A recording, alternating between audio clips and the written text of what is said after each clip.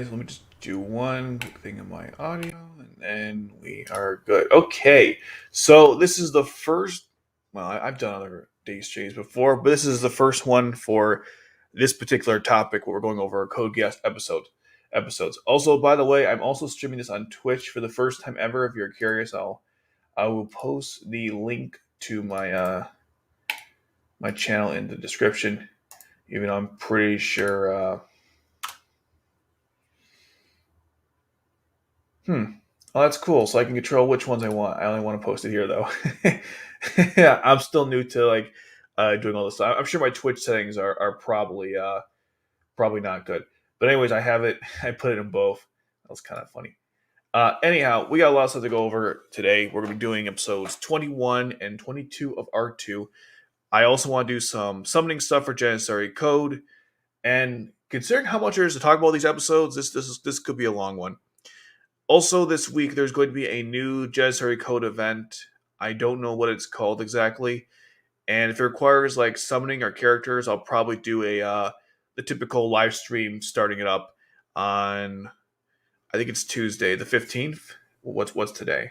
Today is the 13th. So yeah, Tuesday the 15th. So that's kind of the plan for that. And there's some new updates due. There are new updates coming for Janissary Code as well. I'll get into that in probably a different video because as you guys know, I've been playing the game now for quite a while, and I will say that as much as I do enjoy the game, a lot of it is kind of bad, and these updates kind of they don't fix the problem. They're just band-aid. It's almost like we acknowledge the fact that our game is bad, but instead of trying to fix why or improve those situations, it instead says we'll just double down on it, which is not really it's not that great. Anywho, let's get into it. Let's start with turn 20.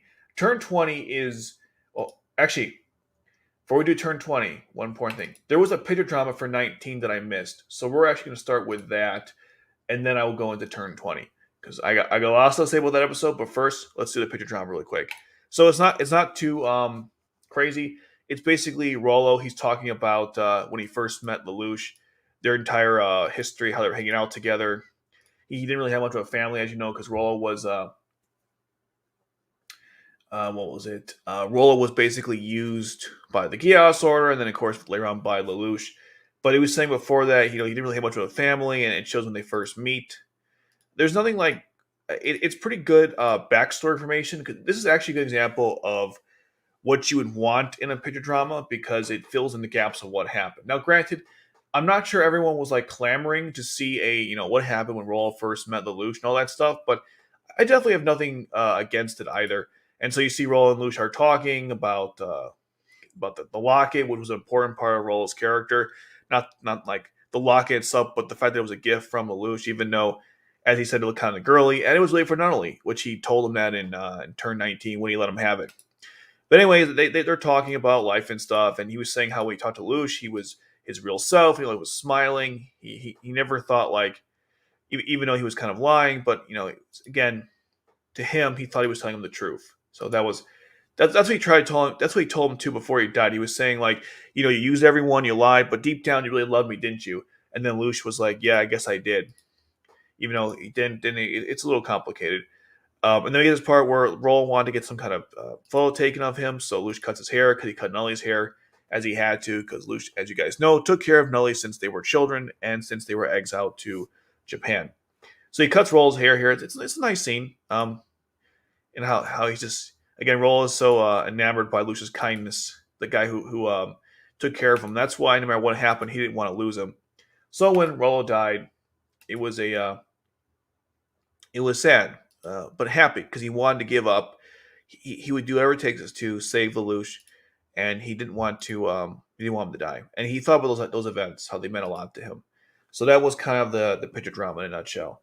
It was just a little like memorial. It's almost like how he died in turn 19, and so after his death, the show was like, here's like a little compilation or a picture drama of like why Lelouch meant so much to Rollo. He said, of course, before when he was in the Nightmare Frame, that everything they did felt real, but this picture drama kind of brings it all together. So I have no complaints about it.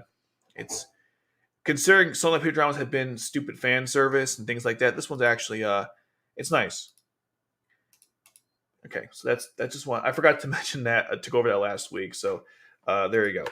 Now let's get into turn 21. 20. Now turn 20 is, well, how do I put this? Turn 20.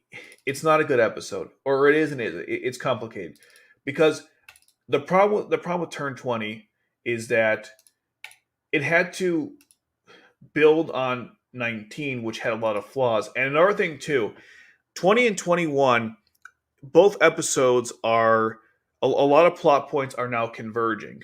And because some of those plot points weren't well developed, thought out, whatever term you want to use, it's a mess basically. Turn 20 is trying to like patch everything together.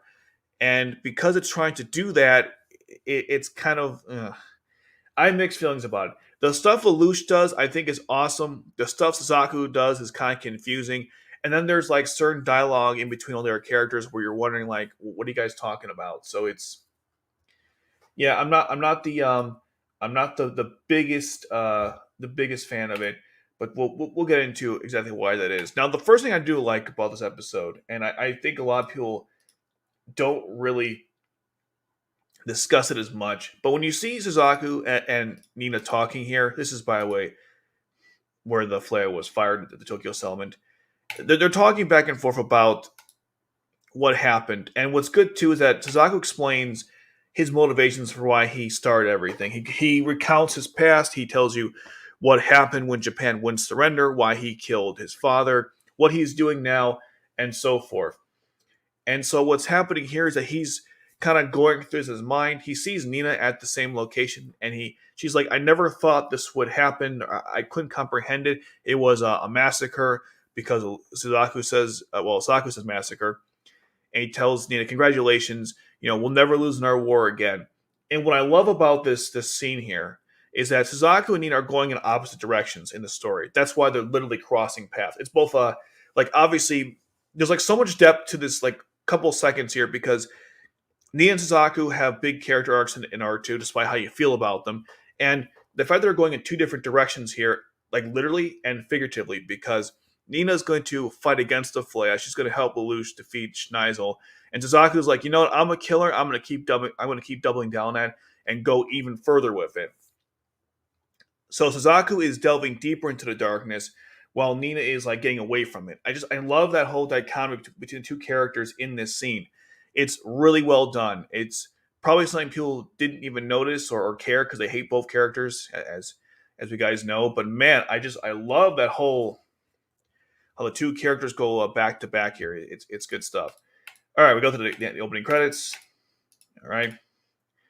So Lelouch wants to go after Charles now, and the problem, the problem with this thing here is that he wants to go after him, I think, for his mother, but it's never really stated why he's going after Charles at this point.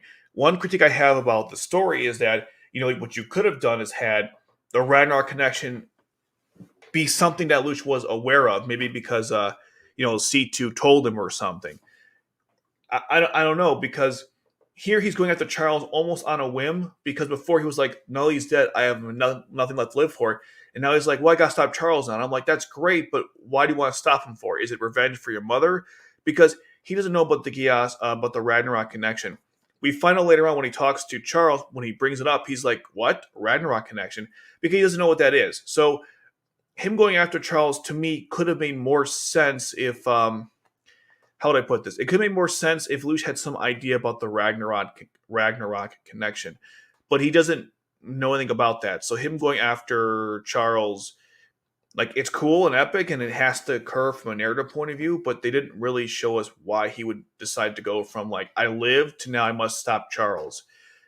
It's another example of the plot being really rushed here. Because I think I see what they were trying to do here, but you can't just give characters information without explaining how they got it or why he decided to all of a sudden go after Charles. Now, granted, he should, but I'm just I'm still a little confused about how they made that make sense. Now, here's something that makes no sense. So, all the Geass, okay, who are these people? Because if you remember the end of turn 14, C2 killed all their survivors, these guys in the hoods. He killed all of them, and the data was destroyed.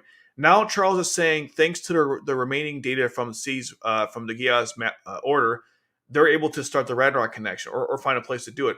But wasn't the order destroyed? They wiped out all the data. V2 literally told them, take the data to go, and then C2 killed them all. So where is this data coming from? Didn't C2 wipe it out? They clearly were killed. I mean, C2 clearly killed the remaining survivors of the Geass Horde. And if I'm not mistaken, it was the same 4 people. So how the hell did that happen? Are they immortal? Was it a decoy train? I don't think it was, because they were really looking at C2. So this is an example of the story just forgetting what the hell happened, because everyone was wiped out in the Geass Order. So there's no reason why the data could have survived. They should have explained that better. Maybe it was emailed to them or something. I don't know. It's just like, come on, guys. Do you know what happened 5 episodes ago? The data was destroyed. And then apparently Charles says, like, what? I would never thought you used some kind of ancient device. And I'm thinking, ancient device? How old is Sword of Akasha? Who built it? Where did it come from? Information we never get. Just more examples of like how the Ragnarok connection wasn't well set up for a story in the story. Then Anya has a freak out, and then Marianne takes over. She takes the Mordred and flies away. She runs into C2, who I'm not sure how she wasn't captured. Everyone knows she's Lelouch's mistress, or Zero's mistress. Well, now they know he's Lelouch. How she kind of got away without anyone finding her is kind of weird to me. I don't know. Then apparently Marianne gets into C2's mind. And what's kind of weird is, I guess I don't have the image here. I do not. But you kind of see it here. So you see C2 and Anya, they're kind of like going like this, back and forth, or they're not back and forth, they're crossing paths. I think that was a mistake, because in the films they removed C2 from that scene. And I think the reason why is because C2 wasn't there. She was sitting with the other outfit. So I think that was just a mistake on their part. There's some weird animation stuff in general in these episodes that like is just bizarre to me. I'll point them out as we go through this, but that could have been an obvious mistake there. Yeah, see this how they're crossing paths, but C2 when she sees her, she looks like this. So is this that other C2 that like Lelouch ran into? I don't think so.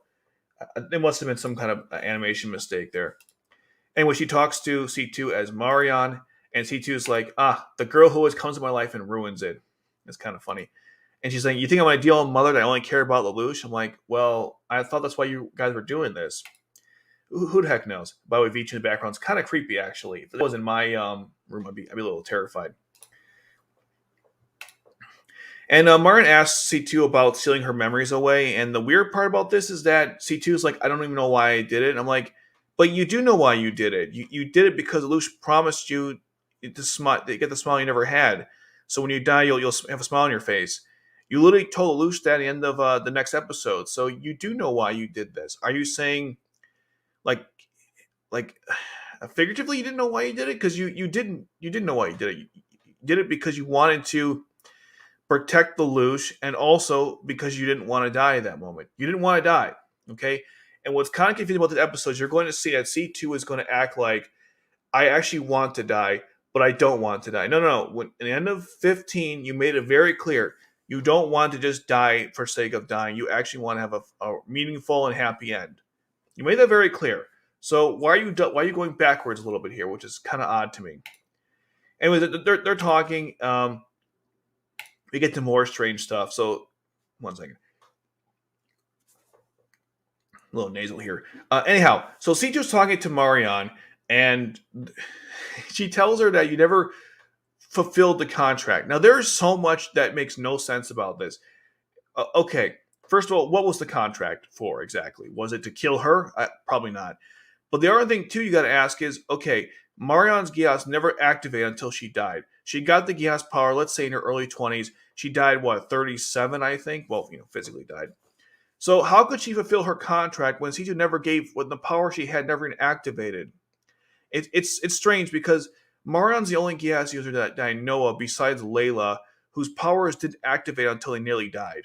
So how can you say she had to do anything when she never got the power to begin with? That seems like C2 is getting all the benefits without doing anything. I was like, wait, what? That didn't make any sense. That didn't make no sense. How could she fulfill her contract when she has no Geass power? It does make no sense. And then apparently she's like, Okay, come with me. And I'm like, what?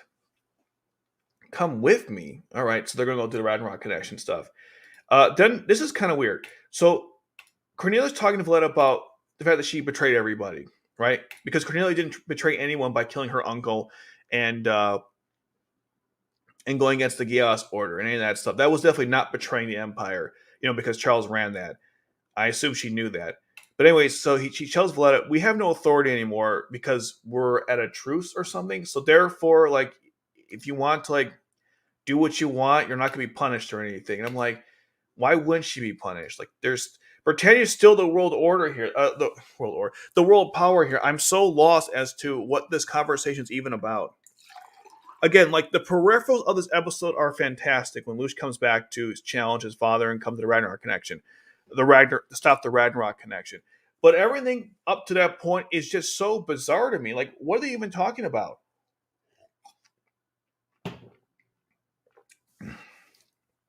But don't worry, it only gets worse. So she tells her also that nobility has like no meaning or something. Okay, here's the next part that just, oh my god. Okay, so Rakshana says, now that Zero has betrayed us or something, what do we do now? Now, Rakshana is not entirely wrong, but the problem is, like I said in turn 19, the Black Knight's betrayal didn't work because they were operating with information that they didn't have. The story gave them the information, but it never but they never show how they didn't show how they got it. It was like they gave it to them without explaining how they got it. So Raksha is saying like Zero betrayed them is somewhat true, but not based on how the story presented it. They also discussed the idea of how like he used what was it, Geass or something. And this is a very important point. So Rakshana said, "What are we going to do about Geass? Should we tell the public?" And Dieter's like, "They would never believe us. They think we're crazy." And that brings up a very important point here, which is okay. So Cornelia wants to what is it? Free, not free. Clear Yuffie's name, right, of what happened. So if Dieter just said that no one would take Geass seriously, how is Cornelia planning on clearing Yuffie's name exactly? She can't present Geass; nobody would take it seriously, as Dieter just pointed out.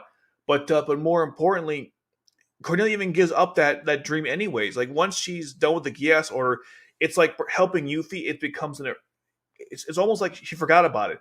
But Dieter clearly points out here that you couldn't talk about Geass anyways because no one would believe you, and it's like it's I don't know. And Dieter's like, we must tell everyone that Lelouch is dead or something, which is okay, or Zero is dead. Lelouch calls Rivel. He says, tell the president that we won't be launching fireworks ever again. And all I'm thinking is, it's a nice sentiment, but Lelouch, Millie graduated. You know that. You literally saw her as a news reporter. So don't tell Rivel president. He's the president now. You mean the former president, because Rivel is the president. I don't know. It's like a small little note there, but it just kind of bothered me. He's in a Shinkiro in the water, which is kind of cool. Callback because he did that in I forgot what episode it was. Was it 12? It might have been 12. Then Monica calls Charles about like something Schneizel said, and he tells her, "Look, I don't care about that crap. He wants to start the Ragnarok connection." And so we see all the spots that are all activating.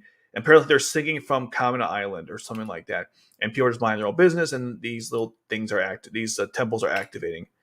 Again, the problem with all this stuff is it's not. It's just kind of happening, and we're just supposed to like I don't know, believe it, I guess, or go. We're supposed to go along with it, but again, the story has to do a better job at explaining how we got here. Because as I was watching this, I kept writing more and more questions, not resolving answers, but asking more questions. I got a little ahead of myself. This is when Monica says, "Hey, I got a report for Schneizel," and Charles like, "I don't care." Millie's broadcasting because of in this area because the electricity went out because of the flare. So she's kind of like doing this little thing here. She said that apparently Zero was killed due to his injuries.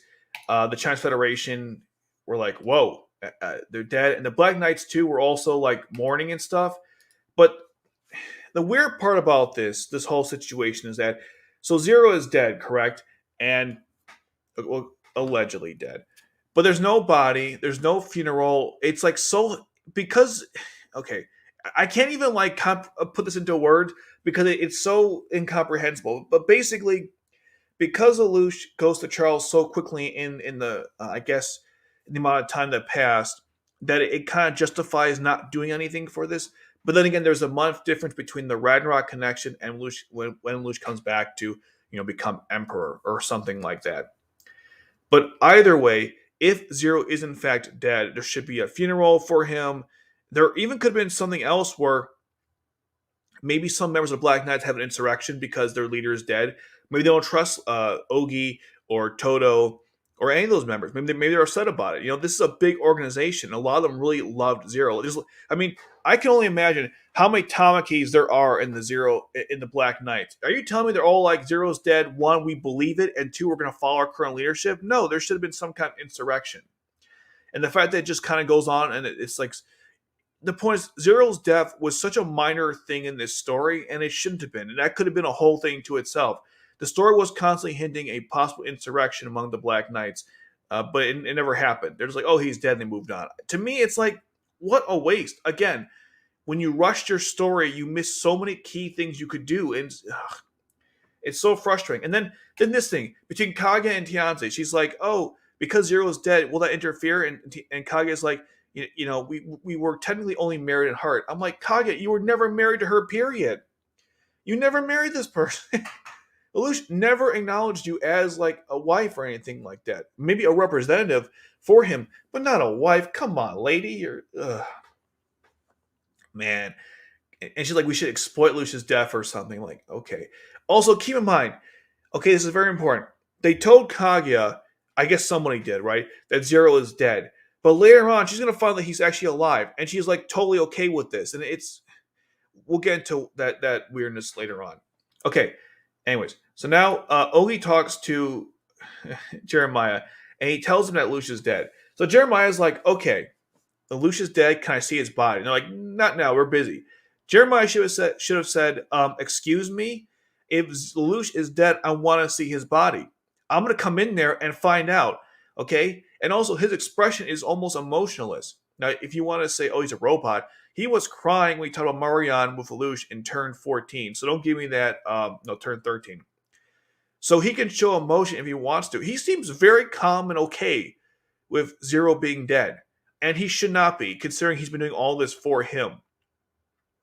He's not even upset like I might have failed. He's not even like, oh my god, I failed Nully, and I failed Lelouch, I failed Marianne, I failed Clovis. I just failed everybody, He doesn't seem too upset about any of this. Again, Zero's death doesn't matter. It should have been a bigger deal here. If the story had more episodes, you could have had that. Like Jeremiah's acting out of character here for convenience.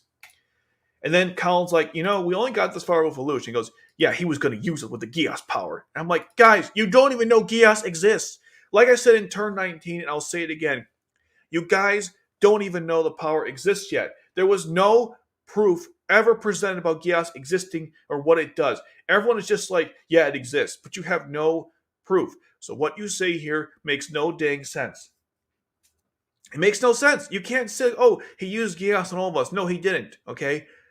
And also, you don't know Geass even existed. No evidence was presented during that meeting, okay? You guys are going off completely, like, oh my god. And then Tommy is like, he used this. I'm like, how do you even, oh my god, how do you even know that?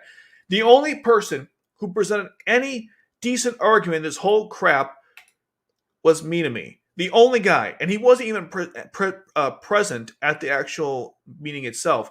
He said that Zero was going to replace him with someone else during the Black Rebellion when he betrayed everybody. See, that was a valid point. That should have been brought up during last episode's meeting.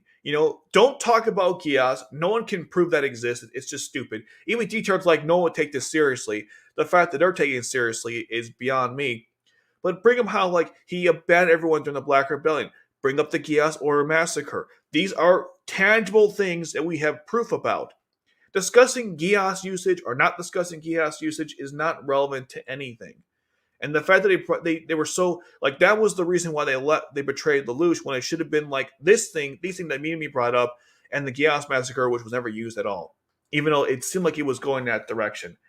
So I don't like Minami's character. You guys know why, but he makes a valid point. And how Colin's like, yeah, but like he somehow disposable, and Ogi's like, well, we're treating him like he's disposable. Well, because he treated us like we're disposable, which is somewhat true and somewhat not true. he did rescue them, a couple times. So I don't think it was completely because they were disposable. Oh, I forgot to mention one other thing. Hold on. One thing I forgot to mention. Uh, let's see. It's really important. So when Dieter was talking to them, he was saying how like without the Black Knights, Lelouch couldn't establish himself again or reestablish himself. And I'm thinking, Dieter, you're a very smart guy. Are you serious right now? Lelouch made you guys, not the other way around. The only reason why the Black Knights worked together was because of Zero. You even said that. Oh my god. Again, this is why Turn 20 is so bad on some levels because Dieter literally said in Turn. It's funny. I think it was the same episode, stage 19 of last season. The only reason why the Black Knights are together is because Lelouch keeps everyone in line through results, through interpersonal intelligence, getting guys to work together, understand different motivations, and make everyone want to cooperate. Right? He said this, and now he's telling them without the Black Knights, Lelouch can't reestablish himself. Are you insane? Of course he can. And let's say they believe this Geass part, which they have no reason to, but let's say they did, right? Couldn't Lelouch use Geass to just make more people follow him? Like, what's the difference? If they believe, okay, this is where we're getting to real stupid stuff here, but if they believe that Geass was used on them, which it wasn't, but let's say it was, to serve Lelouch, then what's the difference between him using Geass on them or other people to serve him? There is none. So Dieter, what he's saying here is just so, oh my god. Of all people to say this, it had to have been him, right? If like Ogie said it, okay, fine. Ogie's not the smartest, sharpest tool in the sharpest tool in the shed. So okay, fine. But Dieter saying this, the one guy who's been saying since like day one that Lelouch is literally the reason why we're all together. Wow. No words. I was like, why would you, Dieter, of all people say that? You said this. My God. Okay. Then we see Lelouch using his Geass like a badass. Again, everything Lelouch does in the episode is really cool. Everything everyone else does is not so much. Really cool stuff. You will now obey my orders. Now, someone made a point on Reddit. I think it's true. When Lelouch at this point is telling people to obey his commands or be my slaves or whatever you want to use, command you want to use, I think the reason behind it is because his Geass power has grown to the point where he can give commands of that magnitude. It was very possible in the beginning he could only give Geass commands to do one task. But now he can basically ask for more wishes. I assume that's why he could do that. It is also possible that it's just a plot hole in the story. I don't know. That's one theory I was reading about. Anyways, just cool stuff though. We get to another scene, which is just, it's a great scene, but also not. So Zaku walks in there. Cecile's kicking Gino's ass in pool. He's like, damn, he's good, which is pretty cool because Cecile's awesome, as you guys know. So Zaku asks for the Lancelot Albion. Apparently, they were working on that at the same time as the Gurren Sacred Eight Elements. And she told him it's ready. But then Lloyd's like, I don't want you near it. And he said, well, you know what? I don't care. I'm the Knight of One. I should become the Knight of One because I fired the flare, whatever. And then Cecile's like, but did you say we shouldn't fire the flare? And Suzaku's like, what's the point of a weapon? And then Cecile kind of like insults him. Yeah, I mentioned this in my video about like the most beautiful woman in Code Geass, but I love Cecile's character because look at her expression here. She's like, are you serious right now? What is wrong with you? Look, I like you a lot, but come on, man. And Suzaku's like, and then she did this like friendly smile, like it's so demeaning, but it's also a friendly way. Like she's basically cutting him down to size, but doing it in the most friendliest way possible by saying like, didn't you say we shouldn't fire the flare? And he's like, what's the point of a weapon? And she's like, oh, you want to be a child now? Okay, I'll treat you like a child. It's just funny. She really cuts him up. It's good stuff. Unfortunately, that's where this ends. So Schneizel comes in here and he talks to Cornelia comes back and Lloyd's like, oh my god, Cornelia, it's been so long. And she's like, oh, hello, Lloyd, good to see you. Which is I like that. But by the way, notice Cornelia's arm is fudged up here. It's like in this constant, it looks like this. It never moves, okay? And I watched the whole episode. And her arm never leaves this angle. It is so strange. And then in the next episode, they removed her sleeve. So I think this was some kind of leftover from that last one where she was in prison, where they had her like this angle. I think they forgot to change the animation here because she never moves her arm. Everyone else is like this, and her arm is like that. I know, it's a very strange observation, but I'm just like, wait, why is her arm like this?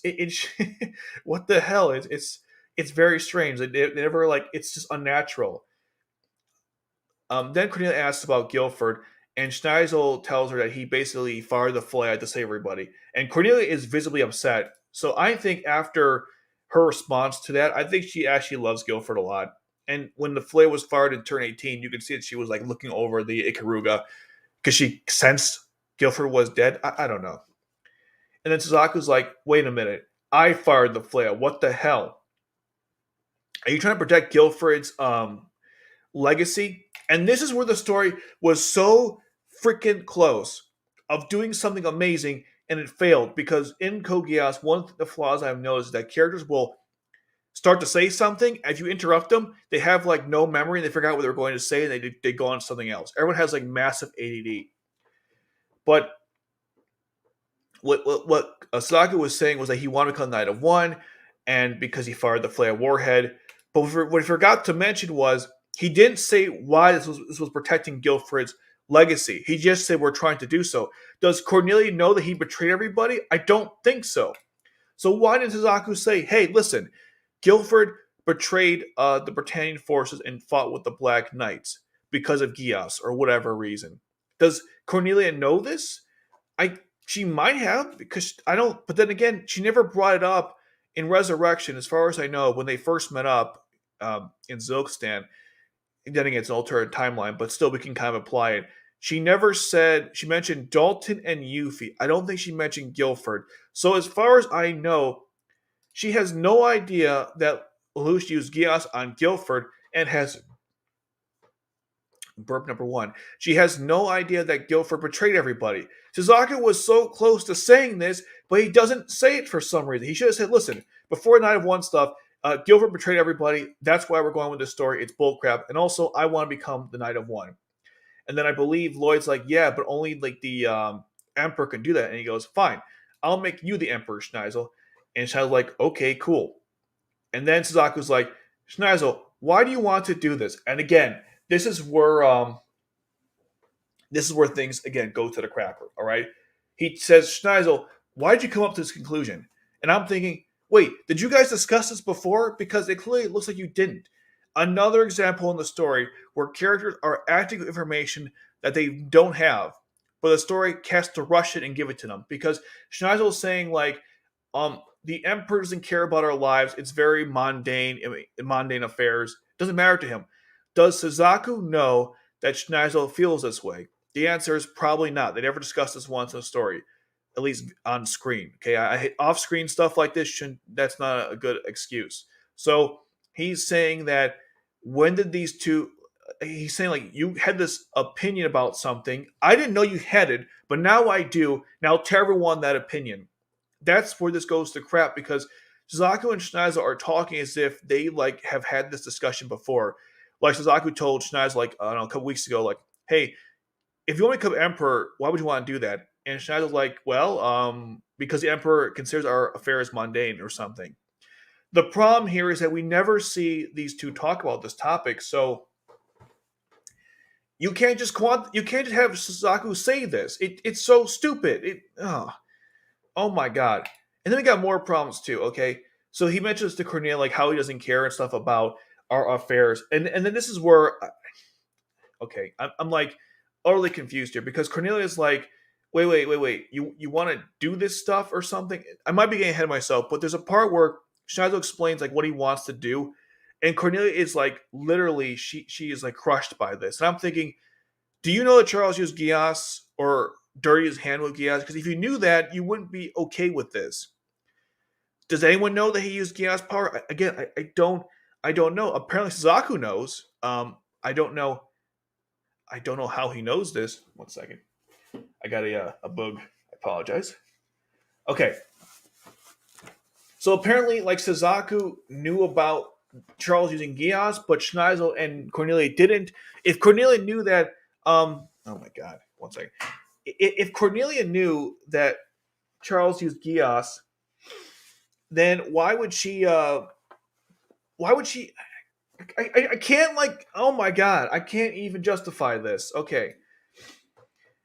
And then then Valletta says not Valletta.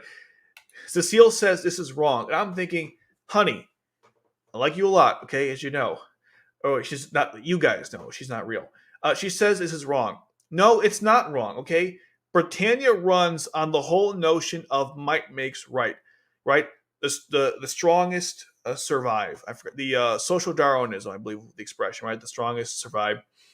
That's probably not the correct way to put it, but you know what I mean. So if Schneizel takes over Britannia and kills Charles, then he is now the morally correct person. There's no like standard for this country. It's whoever is in charge, whoever is the strongest rules. That's it. Cecile understands this and works for this, or I thought understood this, and has been under this nation for years. This has been the ongoing problem even before she was born, or the way things are. So to say like that's wrong, no, it's not wrong. That's not how the society works.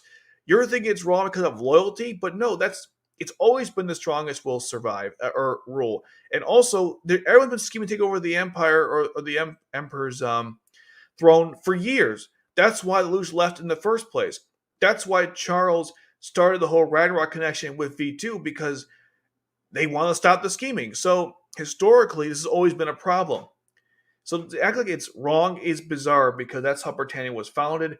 That's how Britannia works, for better or for worse. By the way, again, Cornelia's arm is still locked in place. We'll get to that later. There's a coup d'etat, and then Suzaku's like, I'm going to go assassinate the emperor. I'll have like a thing with him. And Suzaku's like, the only thing that matters now are the results, not the means. So Suzaku has basically become like Lelouch. It's kind of cool.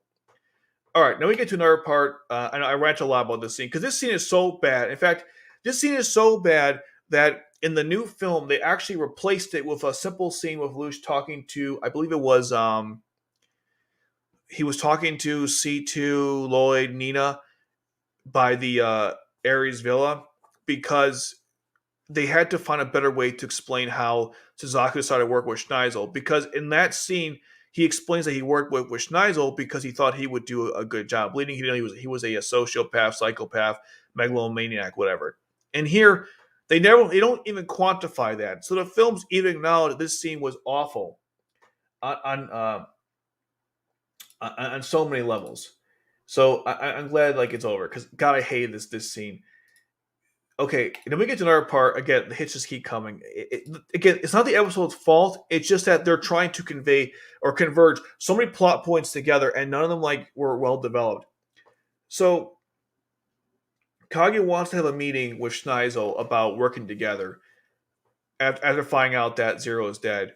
And the problem here is that this meeting they're about to have, that should have been the meeting in turn 19. As I said before, Ogi, what's it called? Toto, the Black Knights that were present, they made a decision that would affect the entire world without consulting anyone else. Now there's a ceasefire, and they want to negotiate with Schneizel. And my thought is, guys, he has flare warheads. There is no negotiation. He has WMDs, and you don't. Okay? If he wants to kill all of you, he's going to kill all of you. You have no say in the matter. So the fact that they're having some kind of what's it called? Negotiations is stupid. There is no negotiations to be had here because he has the power and the leverage, and they don't. I'm not even sure what the meeting's even about, honestly, what they're even going to discuss. Like some kind of peace treaty? I don't know. Like that should have been the meeting. When Ogi was talking to Schneizel in the previous episode, they should have said, listen, we're not going to give you Zero yet. We're not going to do anything yet. We're going to grab all of our members, including Lelouch. We'll all be there for a meeting, and then we'll discuss how to handle stuff. We're not going to make any decisions without everyone being present. Instead, they gave Zero, who was their leader for God dang it. Anyhow, so Suzaku's going off to, kill Charles. Gino doesn't like that, so they have him by a gunpoint and also a sword point too, as if he needed all that stuff. So here's the part I was talking about earlier. Again, Cornelia's arm is still locked in place, people. It never moves. It's so weird. Anyhow, so Suzaku, not Suzaku, Schneizel was talking about how he needs to become like God and authority to rule people. He explains that people essentially want to be controlled by religion, politics, government, whatever, okay? And Cornelia's like, wait, how would you do that? And he goes, authority has a different meaning. So I looked up authority just for the sake of, because I was kind of bored. And there are 3 definitions I found here. The power to give orders or make decisions, The power or right to direct to control someone, the confident quality of someone who knows a lot about something or who is respected or obeyed by other people, a quality that makes someone seem real or true, credibility. I'm not sure which authority we were talking about here, but either way, he told Cornelia flat out that people want to be controlled, and I'll become a god to control them if I have to, or not god, a leader to do it. And Cornelia is like, okay, sure, whatever. But when he presents this to her in turn 23, when uh, when she sees the whole Flea plan, and she's like, "Oh my god, what are you doing? Stop!" And I'm thinking, wait. You were okay with the idea of Schneizel controlling people as a concept when they were in this room, but now that they are running the Fleas, all of a sudden now it's not okay. What do you think this guy was going to do? He has Flea warheads, okay, and because they didn't discuss what they were going to use those warheads for, the fact that Cornelia is like so it boggles my mind. It's almost like she was okay with having these weapons of mass destruction, but she wasn't okay if they used it on their own people. But she was okay with Cornelia. Like I said before in the story, they really fudged her character because she's acting like an idiot here or inconsistent for whatever reason. Like she just heard her brother explain how he wants to become a megalomaniac ruler, and she's like, "Sure, that's great, go for it." Finally, those guards in the Siege World, the Geass Order that C2 apparently killed, are now alive again, and then Suzaku killed them off. And so he tells Charles that during your hand with Geass, you could have saved Yuffie, but you didn't. I'm thinking, wait, how could he have saved Yuffie? Just because he dealt in Geass, he didn't have a chancellor. Suzaku, think before you speak. My God.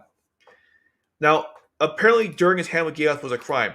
But here's the thing: how did Suzaku know he used Geass in the first place? How do you know any of that stuff? Who told him? As far as I know, he had no information about Charles using Geass. Oh wait, no, he did know. No. Hold on, let me go back there. He does know because in turn 17, 16, one of those, he mentioned that Charles has Geass power. Okay, he does know. Fair enough. But why didn't he tell Cornelia and Schneizel about it? Okay, I want to go back there. Take it back there. Yeah, he does know. He does know. I misspoke there. But if he does know, why didn't he tell everyone else about it? It's just kind of strange to me. You think that, especially when they know that Lelouch had Geass too at this point, right? It's not a secret anymore about who has Geass and who doesn't. He could have told Cornelia that, like, by the way, did you know that Charles also dealt with Geass, the same thing that killed your sister? Anyhow, I'm off to kill him. It's kind of weird how he didn't mention that to her.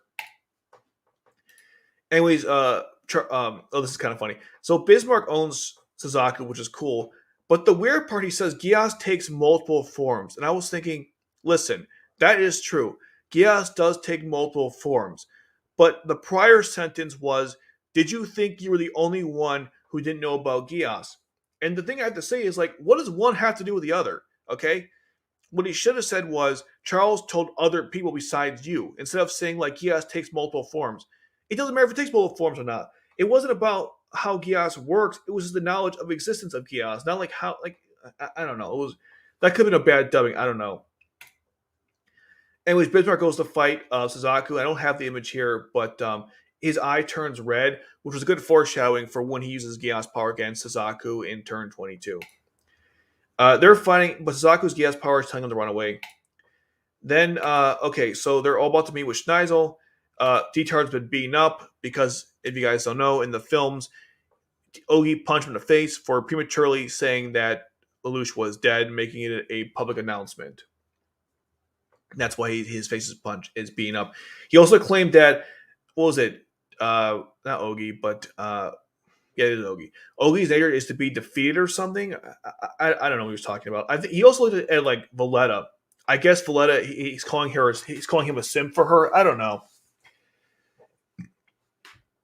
Kind of weird stuff. So he's fighting Bismarck. He's losing horribly. By the way, oh, okay, it was a side of the sword. That makes sense. So they're fighting. It's actually a cool sword fight. If you like this type of stuff, by the way, in the Code Geass manga version of this story, they're all using swords. In case you were, curious to see a story where there's no nightmare frames. Rather, there are instead you have swords instead, which it's different. It's different. Some people didn't like that. I wasn't the biggest fan, but it kind of worked for me. All right, so they're fighting, and then Lelouch appears. Remember, he Geassed everyone to essentially fight for him, which was really cool. By the way, Berserk Sword is kind of it's obnoxiously big for no reason. But anyway, so Lelouch says I explained to who I am, I'm Marianne, all that stuff, a son of Marianne. And then meanwhile, all the forces are fighting against them, which is really cool. And they wipe out a bunch of Vincents, which I'm like, that shouldn't happen, but apparently it did. See all these Vincents here? These Sutherlands destroyed a bunch of Vincents, which probably shouldn't have happened. There's a bunch of infighting. Also, one of the guards of the airship is shooting against their own forces. It's a full-on civil war, and Monica's like, "Why are we attacking our own troops?" Geass power. That's why. Uh, then Bismarck, also the Mordred kind of went on its own. They're not sure why it's doing that. Schneizel gets a message saying like stuff is happening right now, and what I find interesting is that Kage is like, well, only one person will be capable of this. And I'm thinking, wait, we got to back up here for a second.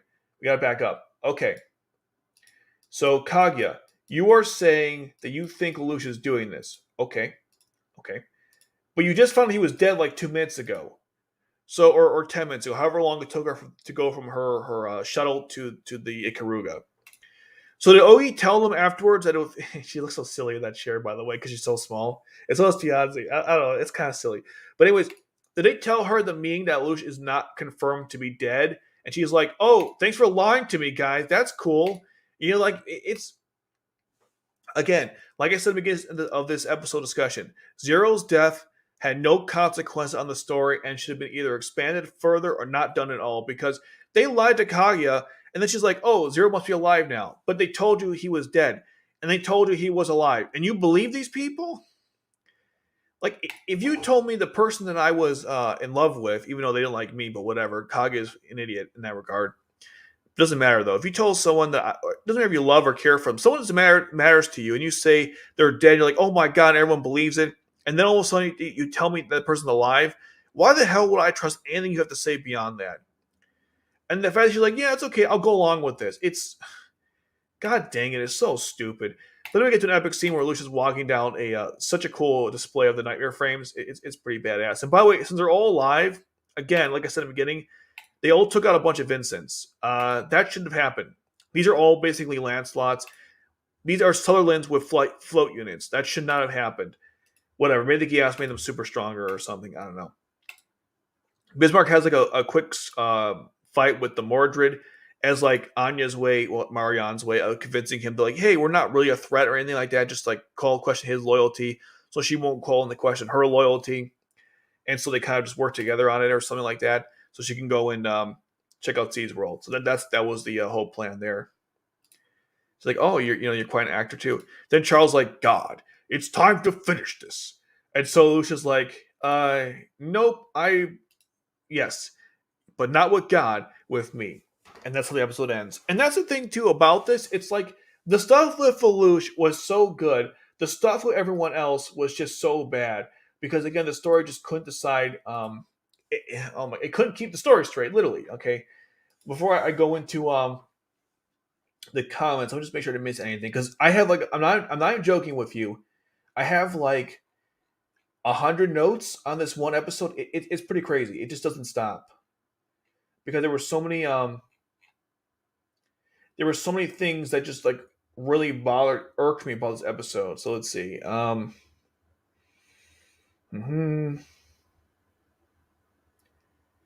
Okay, I mentioned that one. Who was Anya talking to after Marianne took over? Oh yeah, it's a good question. So at the very beginning of the episode, very beginning when Marianne takes over, she calls someone on the communication link, but they don't say who it was. Was it Charles? I don't know. It was kind of weird. Also, C2's having a panic attack, yeah, because she like freaks her out. It's kind of messed up. Okay, Martin asked C2 if she was still on her side. I'm like, wait, what? Okay, so apparently Marianne is not sure if C2's on her side or not, even though C2 this whole time was feeding her information and helping guide Lelouch to kill her and then help them, I guess. Very strange stuff. It's another example of again how the whole Ragnarok connection thing wasn't handled well because it shouldn't. It was like a really strange off conversation about if C2 is on her side or not. I'm not sure about that. It was just not really well handled. I already mentioned about how the Geass contract makes no sense. Um, how's it Oh, here's another thing too. The Ragnarok connection was supposed to be like a contract that they had to fulfill or something, but they never said how that would work. So I'm kind of confused. I do think it's cute that before they leave, C2 is like, I got to bring one thing with me. I think it was over here. Yeah, and it was Cheese Coon, which was kind of adorable. I thought it was kind of funny. Cornelia and Valletta are talking about stuff, and it's stupid. I mentioned about the whole BK working together. And so basically, Valletta goes from saying, like, I want to become a high ranking baroness or whatever, to now I'm going to be a homemaker, housewife to take care of Ogie's baby. I'm not against a woman going from one to the other. It just seemed like Valletta was like a strange. It's almost like her true nature was to be a homemaker, and her being a baroness was not her true nature. I wish a story like either focused on that more or didn't focus on it at all. And like I said in the previous live stream, Cornelia should have been the one who was in the OSI. Cornelia should have had more time. Valletta should have had like almost none. She should have been like a side character with almost no screen time. Maybe the end she's with Ogie and they have a child or something. I don't know, or nothing. Who hell cares? But like her big role in the story was not warranted at all. R1 did it best. She was a minor character who was with Jeremiah and then kind of forgotten about when she was with Ogie. That was perfect. Here, they made her more important than Cornelia in the story. How fudged up is that? Anyways, let's keep going here. Did I miss anything else? Let's see. Yeah, I mentioned the whole thing how like Zero could bring the whole. Zero could, in fact, reestablish himself because he did the first time. Oh, Rivel said Oh, this is funny too. So Rivel said when Lush called him up, he said everyone was okay. I'm like, Rivel, 35 million people died. Not everyone's okay. And even if the student council is okay, I'm sure their family or friends died in that explosion. So Rivel's like, yeah, everything's okay, dude. I'm like, okay, whatever you say, buddy. And apparently, like, Lucia's room was destroyed by the flare. So if you had any like important stuff from his time with Nully or really anything that's significant, it was gone because the flare wiped it out. I believe that was more metaphorical or symbolic, right? Because that means his whole life has been wiped out by it, I guess. He has to like start afresh. I don't know. I could be really overthinking it there. Let's see. And the said, yeah, I mentioned the whole yes, Zero's death means nothing. Kyle makes good points about like why they shouldn't betray Zero, but unfortunately, they don't care what has to say. Me had a good point, like I mentioned. Let's see. If Ogie leave your fight. Yeah, I said, Ogie, if you believe that you're fighting for people's lives and Zero wasn't, then why are you working with someone with WMDs? I mean, Schneizel literally fired a flare warhead and was okay with that use that killed 35 million innocent people for the most part and also destroyed their own forces. But Ogie's like, we'll work with them and not Lelouch. They're both freaking evil in that regard, if you want to even call it that. So Ogie's just being really dumb here. Let's see. Guilford went missing, right? And again, they didn't explain the whole betrayal thing, which could have been cool, but it's poorly handled. Yeah, Cornelia can't call Suzaku his betrayal because Cornelia betrayed people too. I don't know. Um, yeah, I mentioned that part too. I think I got through all of them. Let's see. She killed this brother, assume child working together. Yeah, Cornelia should have known that V2 and Charles were working together with the Geass stuff, or at the very least, Suzaku should have spilled the beans since they know what Geass is apparently, but whatever, they don't. Um,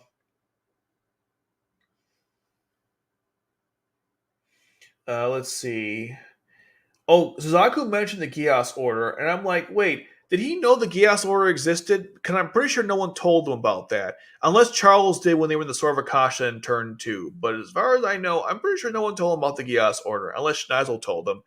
But if Schneizel told him, why did he relay information that Charles had the Geass power? You think that would have like happened? I don't know. It was kind of stupid. Again, like, why was Cornelia intrigued by Schneizel's idea about how people want to be controlled in this episode, But later on, she gets freaked out by it and betrays Schneizel. I don't, whatever. Um, let's see. Didn't Charles say no one else knew about Geass? I believe so. He told Suzaku only he knew about it. No one else did, apparently. I guess Bismarck was like an exception to that. The films fixed that, by the way, because in the second film you see Bismarck or discussing Geass early on in the story because the writers realized that, yeah, actually Bismarck, Charles said before nobody knew, and now Bismarck knows. So they fixed that issue there because it was kind of stupid. Oh, Suzaku collapsed. He fell like through a crack during the fight against Bismarck. I'll show you right here. Right during this fight, and somehow Anya saved him. But the question is, when? Because she didn't get there in time, or how could she have? It's just weird stuff. I don't know. Did they inform her of what happened? Oh, I think it was referred to Kaguya. I don't think they did. If the Sword of Akashi is destroyed, how does he plan to start this and why? Oh, that's another thing too I forgot to mention. So at the very end of this episode, the Sword of Akashi was destroyed or not destroyed. Like, also, why start this now as opposed to later? Was Charles just waiting on the Geass order to be like not the Geass, the Sword of Akashi to be finished before starting this or not? Because they don't really explain like why now or something. I don't like Evangelion that much, but at least they explained how like they were following the scrolls, the Dead Sea Scrolls, and it's like all the angels had to die, and then you start this event. I'm like, okay, at least explain the order of events. Or in the Promise Day, it had to be when you had all the planets were supposed to align or something. Okay, again, very arbitrary, but at least there's some explanation. In this story, no reason as to why this even started in the first place, or why have to do it now. Let's see. Oh, right. One more thing before I got to take a quick break here. Before I do that, one more thing. So apparently, Lelouch says at the very end of the episode, like during the I guess epilogue of the episode, he was saying how like I got to do this for Shirley and this and that. I'm thinking, but Shirley has nothing to do with this. Shirley, first of all, didn't die. Like she didn't die for your cause. I mean, she kind of did, but her death was more of a consequence of you just being the way you treated Rollo. The other ones, I get it, but with Shirley, it's kind of weird. I'm not sure why he mentioned that, but okay. And also something else I like too. He said that I must win. I don't care what happens to me because at the end of this episode, he traps Charles in C's world. Also, when he's in the Shinkiro, he says out loud, "Colin, take care of C2," which is nice. He wanted her to take care of her. Unfortunately, that's not what happened in the episode, but it was cute that he wanted Colin to take care of her. Okay, I'll be right back. I gotta use the facilities, and then we will, if you know what I mean, and then we will continue on here. So let me just remove these.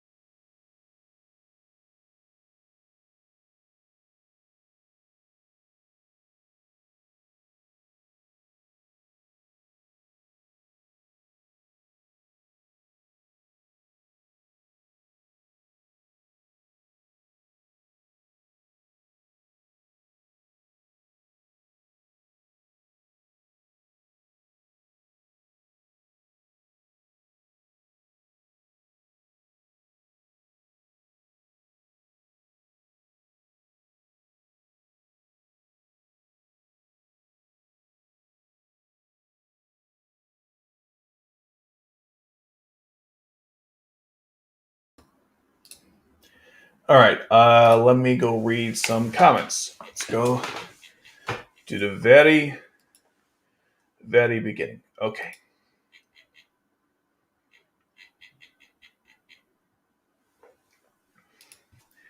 The new event will probably be Valentine's Day or White Day, Japan, everyone declaring their love.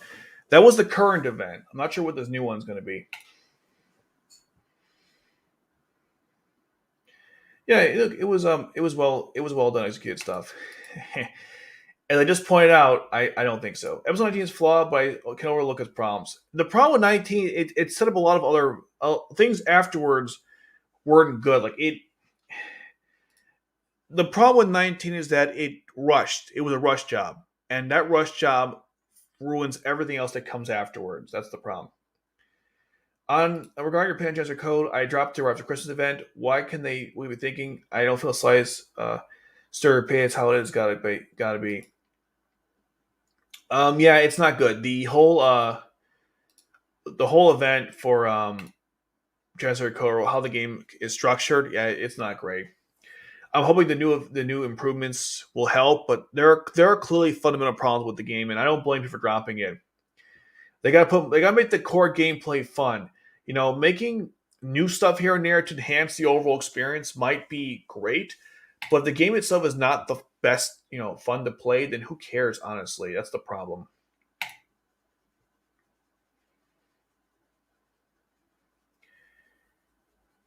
Yeah, it's interesting. They do have a different point of view. There's even a part in this episode, I believe, or maybe the next one, where it shows Nina with all the corpses of everyone who died, or some corpses, not all of them. There were 35 million people. That's impossible. But it just shows how like Lucius Suzaku is delving more into the dark and Nina more into the light. I like that. It was well done. I think it's more hate nowadays than love, but that could just me.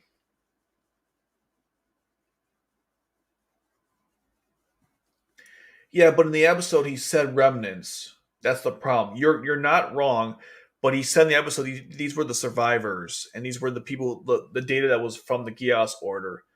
If he did start a new one, that was pretty fast. And he also mentioned it was V2's data, so that's why that doesn't work.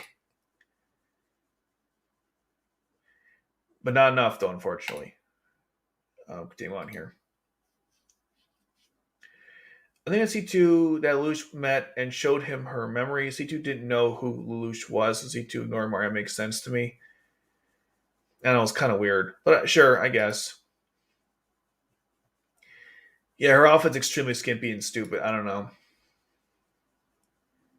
Yeah, Oz is pretty bad too. To be fair, Cornelia didn't know that the person she threw a knife at was her uncle. She didn't even know who V2 was.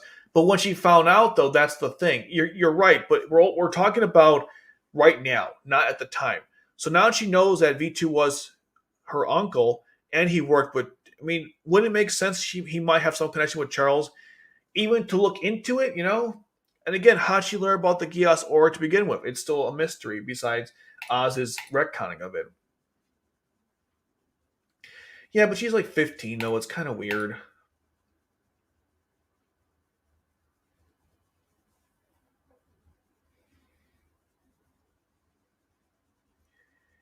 Yeah, you're right. That's a good point. I know it's pretty bad.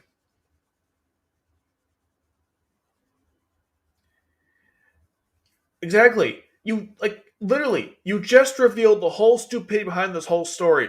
Where so Schneizel told Magias and they believed it, and they're like, we tell other people they won't believe it. But guys, you had no evidence yourself to believe it. You had a bunch of photos of people that were suspected to use Gia's power, and that was your evidence. That's so weird. Like you actually have to see the item or the power in question before you believe it. Schneidel saw it in action, so he believed it. They didn't. Oh God, they were going to. Yeah, it was so bad. Oh, definitely Shamla. Are you serious? She's younger and has that staff. Plus, if Shamla dies, she'll kill herself, come back to life, and then replay the fight until she wins. So she basically has unlimited respawns, and Marianne doesn't. Although Marianne can keep transferring people's bodies until, definitely Shamna for more than one for more than one reason. Hey Schneider, if you knew Luch had a Geass, you could have figured out also Roll had a Geass. Oh, forget, no one even goes discusses that. And I forgot to mention also that Rollo's involvement in the story wasn't really discussed, and neither was Nunnally. I'm not sure I mentioned this in turn 19 or not, but when Lucia was arguing with Toto before he was taken in by Jeremiah and Rollo, he said Nunnally. Yet during the meeting, Toto never asked Schneizel, who the hell is Nunnally? Or wait, he knows who Nunnally is. So he should have said, like, is Nellie Lelouch's sister? Why does Lelouch care so much about Nellie? He kept screaming her name before we captured her, or something like that, or captured him. Not even captured, just before we went to this meeting. And Schneizel could have said, yeah, Nellie is Lelouch's sister, and Toto could have said, oh, that makes sense. Maybe this whole time he was doing stuff for her. But again, it's never brought up when you rush stuff. Is Code Geass getting a new season? Soon. The first part of that question is yes. Second part, who the hell knows? Rumor 2022, but let's be honest, who the hell knows? The lie comes on with brain. Yeah, I guess so. Also, the Black Knights were Geass. They wouldn't be able to betray him or have free will. Second thoughts. It depends, because Cornelia and Valletta were under Geass, and they had second thoughts. It depends what it depends what it is. But more importantly, the whole notion that Lelouch could start his own order or his own organization without them is very doable. They're very replaceable. No, I agree. So, his performance in this episode was fantastic. The problem is the way it was written was not good.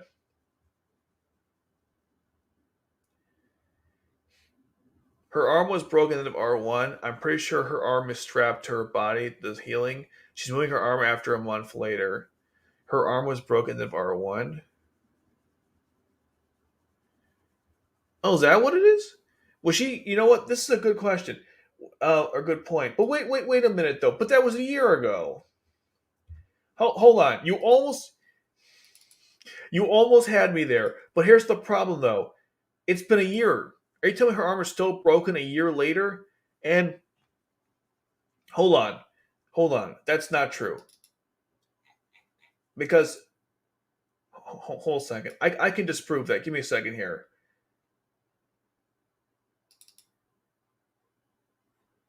Let's see. Is her arm broken here? I can't tell. Okay, I can't tell that one there. Let's see something. Hold on. There's something weird about that. Wasn't she adjusting it before when she was creating that weapon? Hold on a second. I have the photo somewhere here. Give me a second here. Her arm has been broken this whole time. Let's see. How about this one? She armed this whole thing. Wait.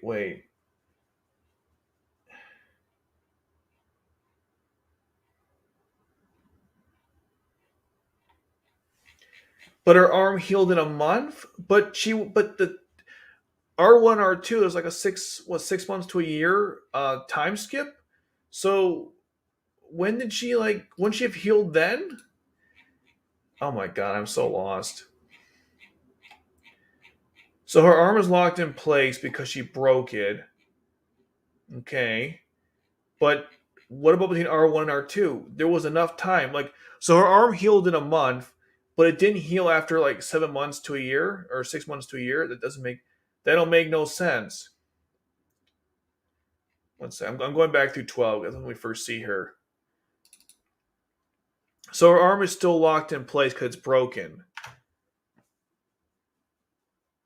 But it healed after a month later? That's really weird. She got a knife frame working with one arm? That just makes it even more ridiculous. You know what? At least there's some explanation for it, but I still think it's dumb because how did her arm not heal in all that time?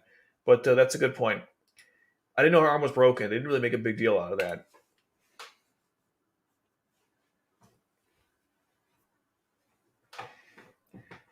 Yeah, something like that.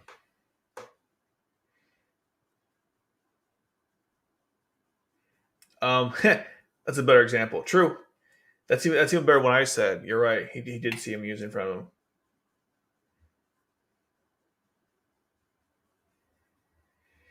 Definitely should have been more. I agree. Yeah, well, this is probably too much. I guess Secret Order. I guess. I mean, I know he'll have different. What is it?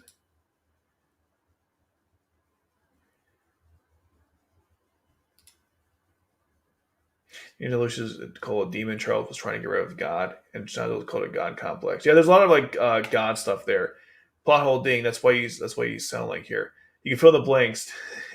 Don't fret so much. You can fill in the blanks on this. Just don't fret too much. It's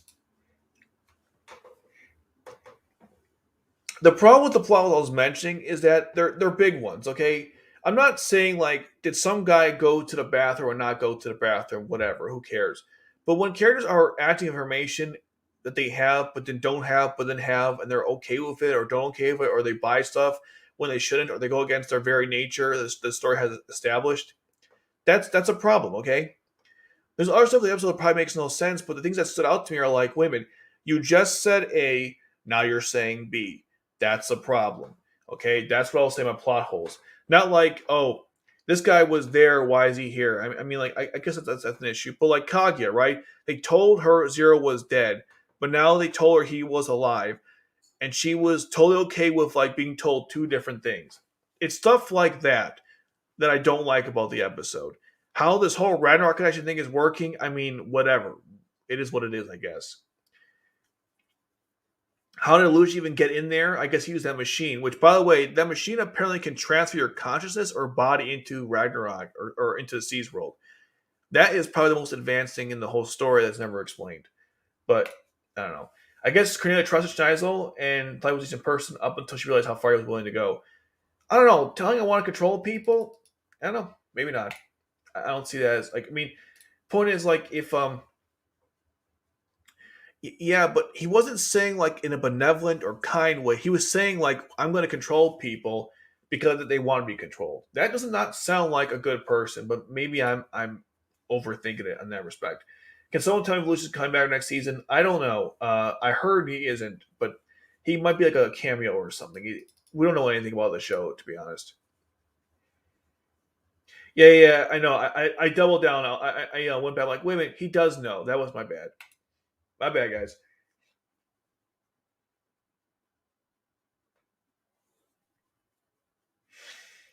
There's a bit of a gap between I'm going to rule everyone versus I'm going to blow a billion people across the globe.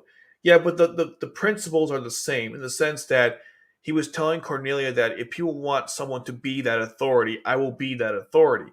Authority, as he was saying, has multiple meanings. And because of that, that could be interpreted like basically the next steps were kind of obvious at this point. He has weapons of mass destruction. He wants to rule over people because people want to be ruled. So I mean, I can see your point, but the way I see it is the philosophies will let him to that goal. So the fact that Cornelia couldn't even realize that there could be some consequences to thinking this way is the problem. It was like Schneizel said, you know what? I want to be a nice ruler and lead people to the next generation of mankind. He said, people want to be controlled. They want a higher authority. I will be that authority. That's a very totalitarian, totalitarian. I can't speak English. Uh, that's a very messed up dictatorship way of saying something like that. There's like different ways you can word things. The way he worded thing was pretty much implying that he would use force to take over the people and rule them. And Cornelia didn't really question it. That's the problem, or was like surprised about the whole like Democles or something because apparently Schneizel told her we'd only use it against Lelouch. But there's a bigger flaw in that, right? Because they also made it for war, period. So as long as she's okay with them using it on, let's say, the Chinese Federation or the Black Knights or whoever, but the weapon still existed. Shouldn't Cornelia have said instead, like, we're not going to use flayas against the Lelouch. We're not going to use flayas, period. We're going to get rid of them or something. Like it almost seemed like she was okay with having the flaya warheads as long as she wouldn't use against as long as he wouldn't use against his own people or something like that. Which is, I mean, okay. Not my what I'm trying to say is like that was a long response, but the whole principles of what Schneizel was saying were messed up, not what he did with them, which was also equally messed up. And Cornelia doesn't really call him out on that or see anything wrong with that mindset. That was the point I was trying to make. You know, I kind of went on a long tangent there. Bismarck's a really cool character, despite being an antagonist. He had genuine respect for Lloyd Charles. And he's a cool guy. He needed more time as a character. I definitely agree. And yeah, he would have been a good person, but he needed more time. And he's one of my favorites in the story, but they don't really spend much time with him at all, unfortunately.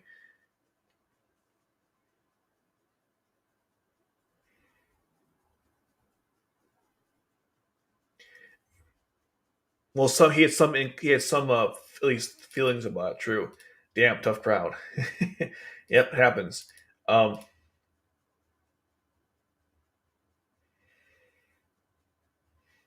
yeah, it was pretty bad. What the hell was Aku talking about? He couldn't have saved him, or Yuffie at all. That was weird. Charles sent Yuffie to govern an area plagued by Gias using a terrorist without telling her or guards. He does hold some responsibility. Um, well, did Charles know about the Gias the whole time? Um, also, that's really hard to that's not fair to say because I don't think he ever thought that Lelouch would use Gias on her. That's a really big stretch. I'm not saying there's no validity to this statement, but the problem is, uh, no, I don't think that's a good enough explanation because yeah, he sent her to do that. Well, actually, yeah, I guess he did send her without telling her about the Gias power. Well, he didn't tell anybody in that respect. So if you want to go that route, then technically Dalton's death, you can argue everyone's death is Charles's fault. So Suzaku could have said in that regard, why don't you just save everybody? Which, in fairness, that's what Lelouch tells him in the next episode. So,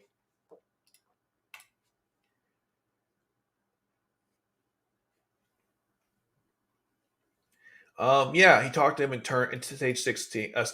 This is a big issue that bothers me about the story. Yeah, it's a nice outfit. I agree. Nothing wrong with that. She needed wartime too.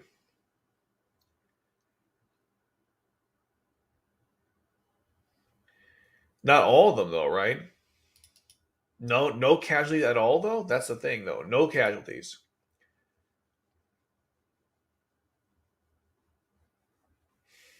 Um, No, I think she was overly friendly.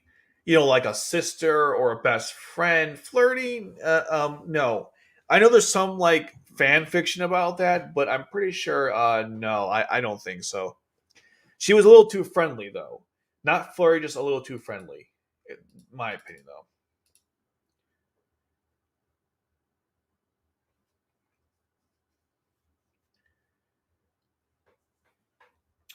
They couldn't take on the Gloucesters.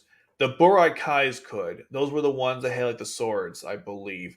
The Boras could take on Sutherlands because they had similar weapon and capabilities. Boras were also enhanced glass skulls. They weren't just normal Nightmare fourth generation. They were pretty advanced for a fourth generation. So that's a little different. Plus, the pilots of those Nightmare frames were pretty skilled too, right? Like the four holy sword, they were pretty talented.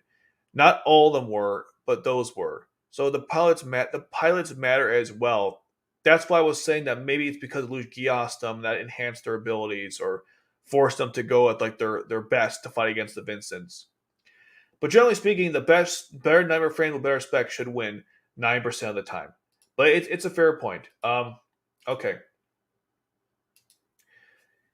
Why'd you bang my son? What? No, are you insane, Marianne? Well, because I heard rumor that you signed an affair, so you were sexually empowered.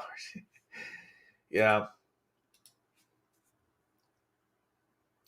Valletta's story should have been the classic wants versus needs. She sold her boyfriend for rank and title, but she finds out utterly miserable. I would have switched her with Lonemeyer. That's interesting. I didn't like Licia, but sure, that's not a bad call. Um, I don't have a problem with Valletta no longer being a wanting to be a noble. She doesn't bring it up at R2 at all, but with the whole thing or the OSI with team killing Rollo and blackmailing Loose, Jane's job. Yeah, again, they don't really mention it either about the whole OSI. Which now that I think about it, it wouldn't like doesn't Cornelia know that she worked for the OSI? Because now you open up a can of worms right there. Because what you're basically implying is that if she was working under the Emperor, wouldn't Cornelia ask her naturally, like, what you guys were doing this whole time? Was there some kind of what was the point of the OSI essentially? It was to bait out C2. It's kind of where how that never came up in conversation, among other things. Yeah, it's whatever. Yeah, they're great. The conversations was not. A little bit nitpicking. I mean, really though, like, okay.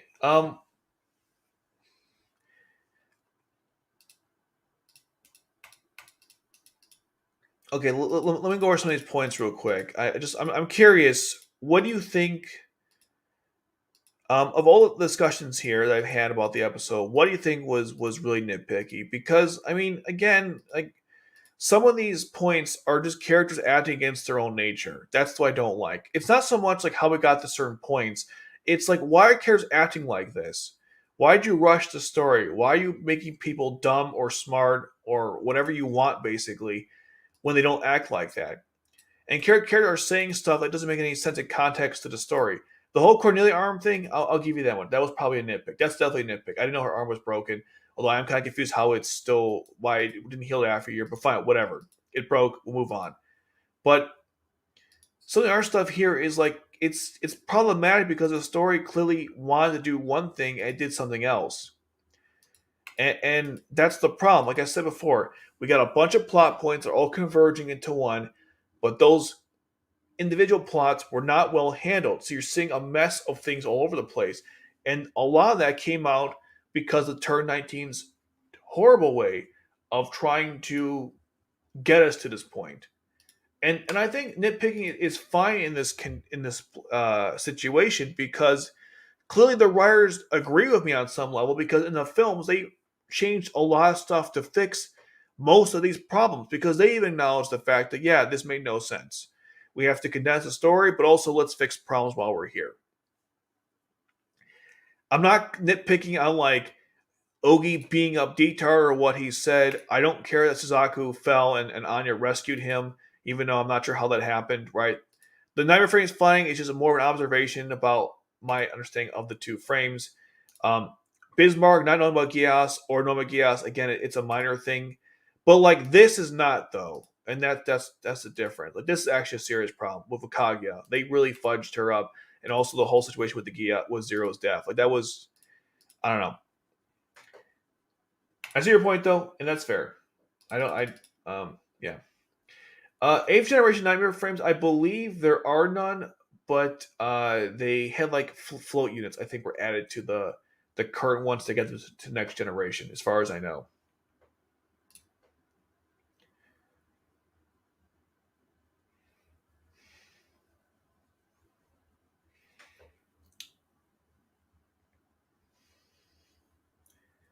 Um, I guess, but it healed after a month though. Like it's been. It's one of those things. It's one of those things where I'm like, I get what you're saying, but like, it's just bizarre how a year passed and it still hadn't healed, but a month later, it does heal. That's kind of interesting to me. It should have been either broken the whole season or maybe fixed by the time the season starts. It's a little bizarre to me. See what they could have done, okay, to make this better is you have Cornelia more prevalent in the story, and so you can show her with the arm broken, and then she takes out the cast midway through R2 if you actually cared about the character. Instead, you have to have the arm broken because you have to go back to the end of R1.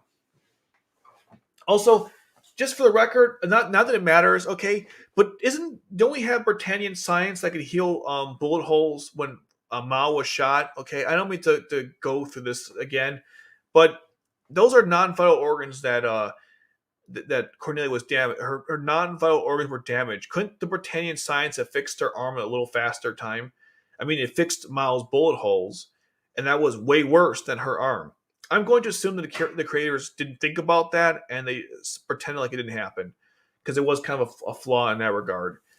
Like with Yuffie, it wasn't because it was a vital organ, but with Cornelia, they couldn't heal her arm any faster. I thought we had Britannian medical science.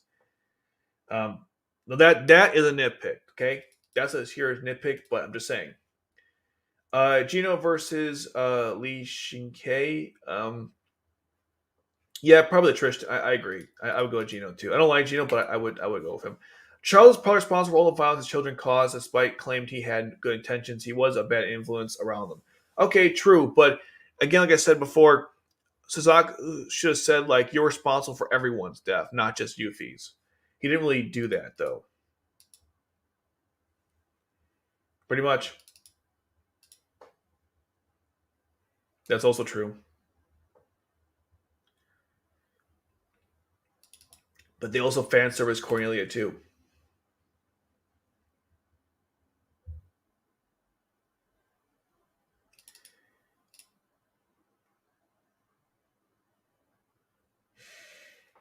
but we never show her doing rehab. Um, See what they could have also done too. Again, this is again nitpicky, but let's go for it anyways. They could have had Cornelia doing one of those fun montages like you see in movies where the character is training to get back into shape. They could have showed her lifting weights, fixing her arm, and she goes to the Geass order and she's like ready to go, through rehab. That would be kind of cool if the plot cared.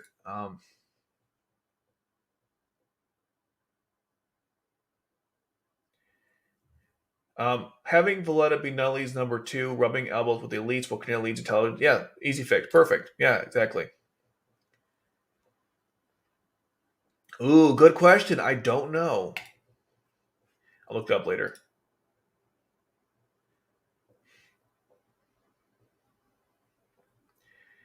Cornelia, I mean, okay. I keep bringing this up. Like, someone always comes up, but like, is this not subtle?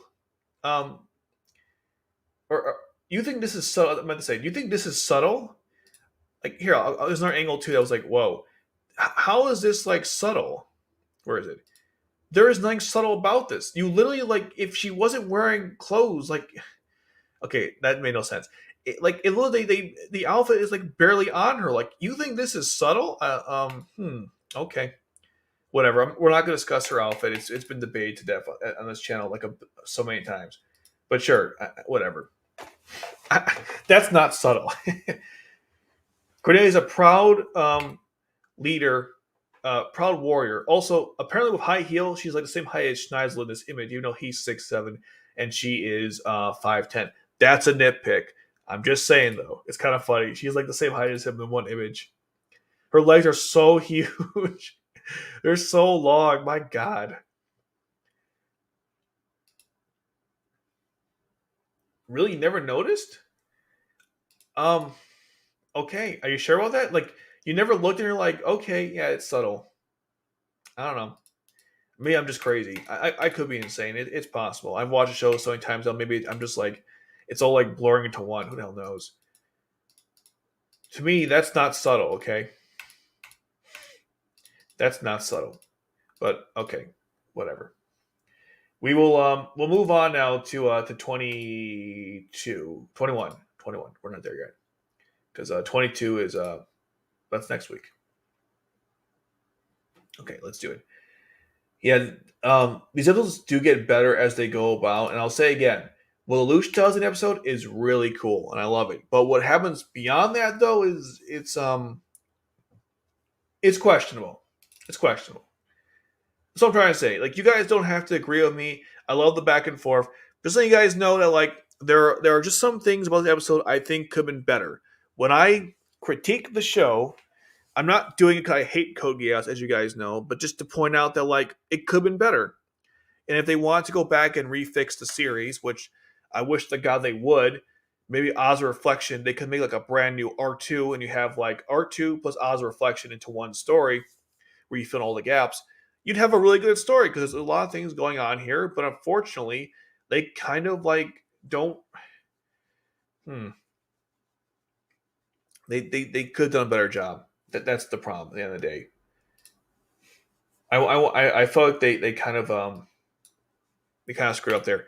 Anyways, let's get back to 21, and we get into another weird moment where Anya tells Suzaku that one, she saved him and she was going to draw on his face because she's like a grown adult apparently, but whatever.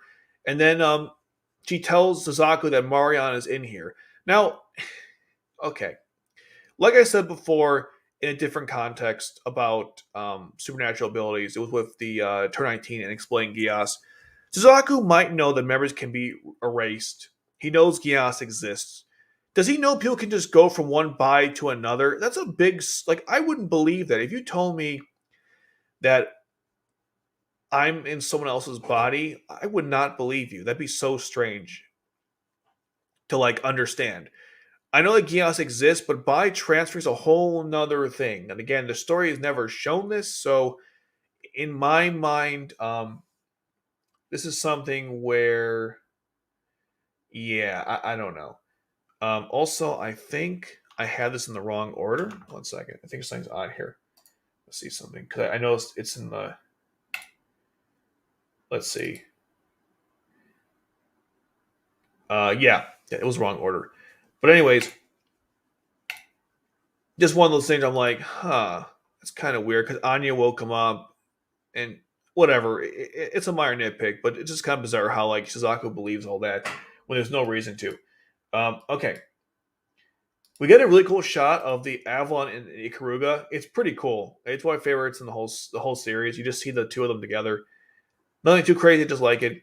Okay, this part is kind of dumb. All right, and I get nitpicks, but whatever. So Ogi tells Tamaki we have to kill Zero, and I'm thinking, wait, guys, hold on a second here, hold up. Why is my thing doing that? Whatever. Why do you guys have to kill him for? Because he betrayed you? Because he's going to betray you? You don't even know what he's doing. It's like like why do you want to kill him for? I know like he was telling Tamaki, we gotta find him, and Tamaki's like, I know we have to kill him, and I'm like, wait, you don't have to do anything. And then Colin's like, I have to ask you why you told me to live, or I won't be able to move on in life. And I'm thinking, Colin, just so you know, the rest of the Black Knights are about to kill Lelouch. So if you want to talk to him, you might want to tell them to not kill Lelouch. You know? Just saying. But again, why did they kill Lelouch for exactly? It's a little bizarre to me. He wasn't threatening them to kill them. It's like they could capture him, they could talk to him, they could figure out what he was doing. Like he could be a war criminal. I guess because Detard said he was dead, they have to go along with that. But as Detard said, zero is a symbol, right? They don't know if it was which zero is zero. It could be a new one, right? So it's, I mean, people thought it was a new zero originally, right? When he came back. So it's really bizarre stuff. Again, turn 19 fudged it up for the rest of the story. Now we have to have this narrative going forward. That's again why I was saying that these episodes in a nutshell are not terrible, but they're the episodes themselves are not bad in a vacuum. But when you take into account what came before, that's why they're bad. That's what I was trying to point out like an hour ago. Anyways, Lelouch talks to Charles, and the same shit happened last time. He tells him, what happened to Marianne? And Charles like, you asked me that like 6 episodes ago, and I didn't give you an answer. Let me instead, um, let me instead divert to something else by saying you lied to everyone, so don't ask me for the truth. And Lucius is like, that's true. We all lie. Lie is the cornerstone of everything, and Geass too. And then he's like, the only way you can now live is to use your fake avatars and stuff. And Charles like, actually, no. You see, we figured out that if we erase everyone's what's it called? We erase everyone's masks. People are going to be kinder. We'll have no more conflicts. By the way, the books, in case you're wondering, I wrote them down. The books are Collective Ubenwissen, which means collective unconsciousness in German, the Ragnarok Connection, Paranormal Phenomena, and then the Sorvakasha. I assume what you're seeing here is a library projection of the thought elevator showing Charles' memories or something when he first researched these topics. He claimed that the Sorvakasha was some kind of ancient weapon, but never went further with it. And Lucius like, you're insane. And Charles like, nope, the Ragnarok connection is going to do this. Now, before I go further with this, let me just say that the Ragnarok connection, the biggest problem with it is that it's never they never say what's supposed to happen in theory. Instead, you're just told things, and there's no way to quantify exactly what's happening because the characters in this episode are going to say contradictory statements. And because they're contradictory statements, you don't know what to believe. In retrospect, maybe nothing was going to happen. But that's the problem with the story here. They were trying to do something similar to Akira or Evangelion, but they didn't spend enough time with it. So when like Charles explains what's going to happen, you're confused because and one are you thinking is this some kind of plan to turn everyone into some kind of primordial soup like in Evangelion? Are the dead going to come back to life, like literally come back to life? Is everyone going to be in some kind of spiritual realm where you keep your physical body or a version of it with the dead people? Like, they don't explain what's supposed to happen. And the reason why that's important is because you're going to hear statements, or you're not going to hear anything, but I'll express certain statements made by certain characters about various things, and they don't make any sense. Like when Bismarck tells Schneizel after the Ragnarok connection is complete, you'll be in charge and you get to rule who's left, but the politics will be different. I'm thinking, but if everyone is in one collective consciousness, there is no rulership. There is no physical anything. Like you wouldn't even be thinking about rulership. So what is Bismarck talking about? Or maybe that's how it works. Again, the problem is they didn't really explain it. That's why we're kind of in this mess right now. Because they should at least gone further with it, at least show some kind of example of it. And they didn't really do that. Everything seems so like hypothetical. And the reason why that's a problem is not because they didn't explain anything, which, is kind of annoying, but at least you could say, okay, they never tried it before. We're going to see what's going to happen. We have a bunch of theories, okay, I can work with that. The problem is when Lelouch talks to them about the plan, he acts like he knows exactly what's going to happen when no one knows what's going to happen. And that's the part I don't like.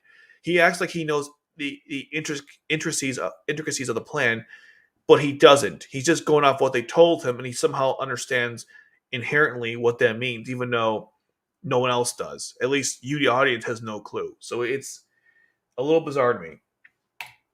Anyhow, let's keep going here. So Zaku's talking to C2 about what C's world is. Basically, it's when the minds all come together. It can be, I think, it's the sea of transmigration or God. Basically, the souls of the dead, I believe, are together. That's what it is. Not the souls of the living, just the souls of the dead. And she tells Suzaku, I believe, I'm not sure it was here or later on, that like we're the same. I want to die and you do too, or something. And even though C2 doesn't actually want to die anymore, so I'm not sure why she's saying that. Anya couldn't get this machine working. Apparently, this has the ability to transfer your body into the C's world, which I think is really cool. I wish they kind of explained how it worked, but the concept is kind of cool. So C2 basically transfers Marianne over, and Marianne says, I wish you just gave us your code. And I'm thinking, but like the reason why this is not the reason why this is a problem is because she just told Suzaku, I want to die. Then Anya says, you should have given Charles your code. So if C2 wanted to die, she could have given Charles her code back then. But she didn't want to die. So she shouldn't be saying this to Suzaku because she doesn't believe this anymore. These two statements literally contradict each other. And that's why I'm like, you guys, what the fudge is going on with this? Anyway, she sends over Anya over to the C's world, and they go again about the whole like I want to live or something, or I want to die but I can't. We see Bismarck destroying a nightmare frame in epic fashion. Colin is also headed over there as well. I don't know if I've passed this scene or not, but she tells like Lelouch, you better not die before I come to you. And I'm thinking again, no, the only person to kill Lelouch is the Black Knights. So if you don't want him to die, tell them to leave him alone. But anyways, he sees Marianne. She explains that like in this world she can exist, and he's confused. And Charles like, all right, I will now answer your question. And he explains that many years ago, there was a bunch of scheming. His own mother died because of it, and therefore him and his brother decided to work together to remove the world of lies. That was what they agreed to do. Which is funny because Lelouch's mother was also the cause of his actions. So both Charles and Lelouch's actions both started as a result of their mothers being killed. So I think there's a nice little parallel there, and their actions were kind of similar too. Charles wanted to remove the world of lies because he believed that would be a better existence, and Lelouch wanted to make a kinder world for Nunnally, which Charles also claimed he was trying to do as well. We'll get to why that doesn't make any sense, but we'll get to that later. This is where Colin says, Lelouch, you better not die before I come to you. And I'm thinking, again, the Black Knights just said they're going to kill Lelouch. So if you want to talk to him, talk to them first. They're the ones who are literally going to cause this, if anyone's going to. Here's that picture of when they had their initial meeting with the Geass contract. It wasn't a contract, just them working together. And V2 was upset with Marianne, and he tells her that, since you met Charles, he's acted differently, and so the women oil the guy astray, and then he kills her. Their Geass activates into Anya, and she takes over her body. Again, because the Geass power activated late in her life, there's no way she could have ever fulfilled C2's contract. Now, What I don't like about this scene is that when Marianne joined Charles, that's when they decided to form this contract with the Ragnarok connection. Prior to this, Charles and V2 agreed to remove the world of lies. So those are two separate things. They do work, they do go hand in hand, but they are two separate things. So to say that Marianne acted differently is strange because I'm sorry, Charles acted differently is strange because he now wants to go further with the plan. So that's not true. Next point. Charles had other wives before Marianne because Cornelia is 20 years old, so he had another wife before Marianne. So what's he talking about? If Charles went off the path before, he should have killed all the mothers. Now, technically, he kills Maribel's mother. I don't know if he killed Cornelia's. Now, I believe he was wiping out all the different parents, but they should have expressed that in the story. I know Oz Reflection has that there, but they should have just shown that here. But more importantly, how was Marianne even keeping Charles off the path? Because wasn't she the one that worked with him on this to begin with? And when she died, quote unquote, she was helping C2 on this path. So no matter how you look at it, she didn't do anything to get Charles off the path here that V2 claimed. V2 also said apparently that, again, this is why the whole Ragnarok connection is confusing to me, because V2 said, like, if you continue to work with Charles, then I'm going to be left alone, implying Charles will die of old age and they won't be together in the Ragnarok connection, which implies that the living and the dead will be together forever, something like that. So, are you saying that we'll be together in consciousness, like one collective consciousness? Again, they don't really explain that. You gotta quantify that, because if that's true, then you could argue C2 wanting to die made no sense. Or maybe it does make sense because not everyone will be part of this collective consciousness. Again, they should have just explained what was going to happen. Even it was like really abstract. Explain like all the minds will come together into one thing. Or explain that every physical body will be together. Or explain only some people can choose that they want to be part of this. They should have given some kind of thing one way or the other, because characters, again, say stuff in this episode that's contradictory, as you'll later see. So Marianne says that after she supposedly died, she went inside Anya's body and she could talk to C2. When C2 learned what happened, she left the order and V2 was in charge. And then Marianne was talking to C2 this whole time. I don't know I'm not sure what apparently what that was about. Here are all the kids they were trying to use for the Geass order. They never explained what the kids were used for. Was the goal to, because C2 left, was to make a brand new code to replace her? That was my theory. It was that they wanted to give these kids Geass power, and eventually one of them might develop a code. Maybe that's how V2's code developed. I don't know, but actually it's not true because of you two from Renya, but whatever. And apparently Charles like, you lied to me, V2. Now, funny enough, Charles never told Lelouch that the reason why he took V2's code was he was always going to, but he was waiting for his Geass to reach the level where he could take someone else's code. If he had just said that in one sentence, that would have fixed some problems there, because it almost acted like they were totally fine being together. Like he was totally smiling and being nice to him. And all of a sudden, right now, he's like, I want to kill him because V2 is already dead.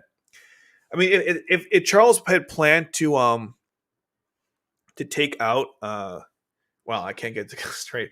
If Charles had planned to take out V2, I think it should have been better at explaining that. It was a twist, but it wasn't the best twist. Lelouch then discusses with Charles about their whole plan, and they kind of go back and forth on why he did what he did, banning them to Japan and with Nunnally, and we get like a whole long dump of information. And the problem with this dump of information is that it adds more questions than it answers. So here's the ground zero again. We see Millie's like doing the broadcasting, and then she sees Nina looking at the corpses again because she's responsible for what happened. Like I said before, Suzaku and Nina are going in opposite directions right now. Then Bismarck talks to Schneizel and he tells him, "Do you know what's going on?" And he's like, "What do you mean?" And so he tells him about the whole Ragnarok connection. So now Schneizel just learned about Geass from Charles. Okay, so a little too late, because if he had known earlier, he could have told Cornelia would have found out and realized that going against Charles was the right answer, since the Geass came from him. It didn't, by the way, but if she wants to target V2, then she would target she would target Charles for the same reason. Anywho, uh, C2 explains to Suzaku that she lied to him. Not Suzaku. No, she tells Suzaku she lied to Lelouch so he could kill her essentially. And Suzaku's like, any regrets? And she's like, nah, I'm immortal. I abandoned my humanity a long time ago, so no regrets here.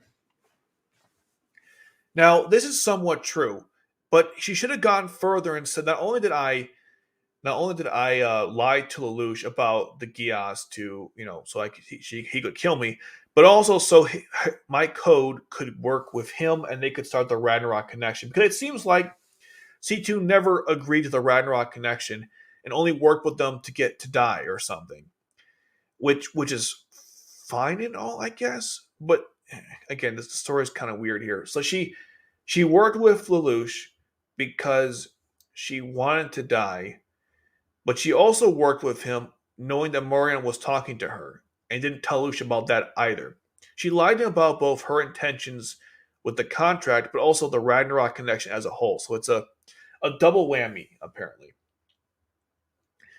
Then V2 and Suzaku both go into C's role to confront Charles and Marianne. So Charles said that they told Nelly, or they banned Nelly to, not banned, they sent her to Japan to protect her against V2 and Lelouch as well. But when V2 rescued her in the last episode of season 1, he didn't want to kill her. He didn't even express any desire to kill her. So I don't know what he's talking about there. But here's the biggest question, or the biggest problem of everything they're going to talk about here, okay? They send Nelly and Lelouch to Japan to protect them. But they're going to unite the dead and the living anyways. So why does it matter if you sent them there or not send them there? My only theory is that they apparently they did this to show like they were good people and they were caring. But Lelouch even called them on their BS and said, "But wait a minute, you just said the dead will reunite the living. You don't care about the living. So why did they spend so much time saying like we're saying you guys to protect you, but if you guys died, we don't care?" It's really weird to me. And then he says, "Oh, the Geass was used on Nelly, so her thing wasn't psychosomatic or anything." And again, Lucia is just absolutely confused about the whole uses of the codes. Like during the research, they figured out they needed 2 codes to do the Ragnarok connection. And I'm like, was writing out questions about like, what does that mean? Where did that come from? How do we know this? It's really weird how they just it's they needed 2 codes apparently, but when C2 left, they needed Lelouch. And Lelouch said, "Oh, you mean to get out to bait for C2?" And I'm thinking, wait a minute. Are you talking about R2 when you say bait out C2, or are you saying all of Code Geass in general? Because those are 2 different things. Are you saying that Charles sent Lelouch to Japan to find C2 because she might be there? There's no way to know she was there unless he knew that Clovis had her. Which, if that was the case, they could have ransacked Clovis and got her if they wanted to. I don't know. I'm really confused here. But apparently he was implying that at least in R2, I assume is what he meant, that saying that Lelouch was supposed to bait out C2 in R2. R1, I'm not sure how you can argue that because there's so many points where that's contradictory. So that's kind of what I thought he meant there. Now, even though Lelouch says it was to bait out C2, my thought was, I thought they were saying use Lelouch in the sense that C2 would be with him. Marianne was talking to C2 this whole time, and the thought was, okay, he'll take her code, and they'll use his code to start the Ragnarok connection. Because C2 wanted to die. And they're like, okay, fine. Lelouch kills you, takes your code, and then Charles will use yours and his to start the Ragnarok connection. I don't know. It's bizarre because we're talking about people dying, but death has no consequences. So it's weird. It could have been done. It could have been a whole lot better. Then Suzaku and C2 show up, and they're a little confused too what's going on for obvious reasons. But I don't know. There's a lot more to go through. I got more detailed notes. I'm just kind of going through the basics of this. Apparently, Lelouch said that like C2 got her memories back, and that was somehow part of the plan. I mean, the C2, I guess because she sealed her code. so they couldn't use it for the Ragnarok connection. But Marianne kind of forced it to wake up or something. So now Charles is like, listen, I will kill you, C2, after this is all taken care of. And herein lies, again, a contradiction in the story. If the whole Ragnarok connection brings the dead and the living, then death has no consequence in the story.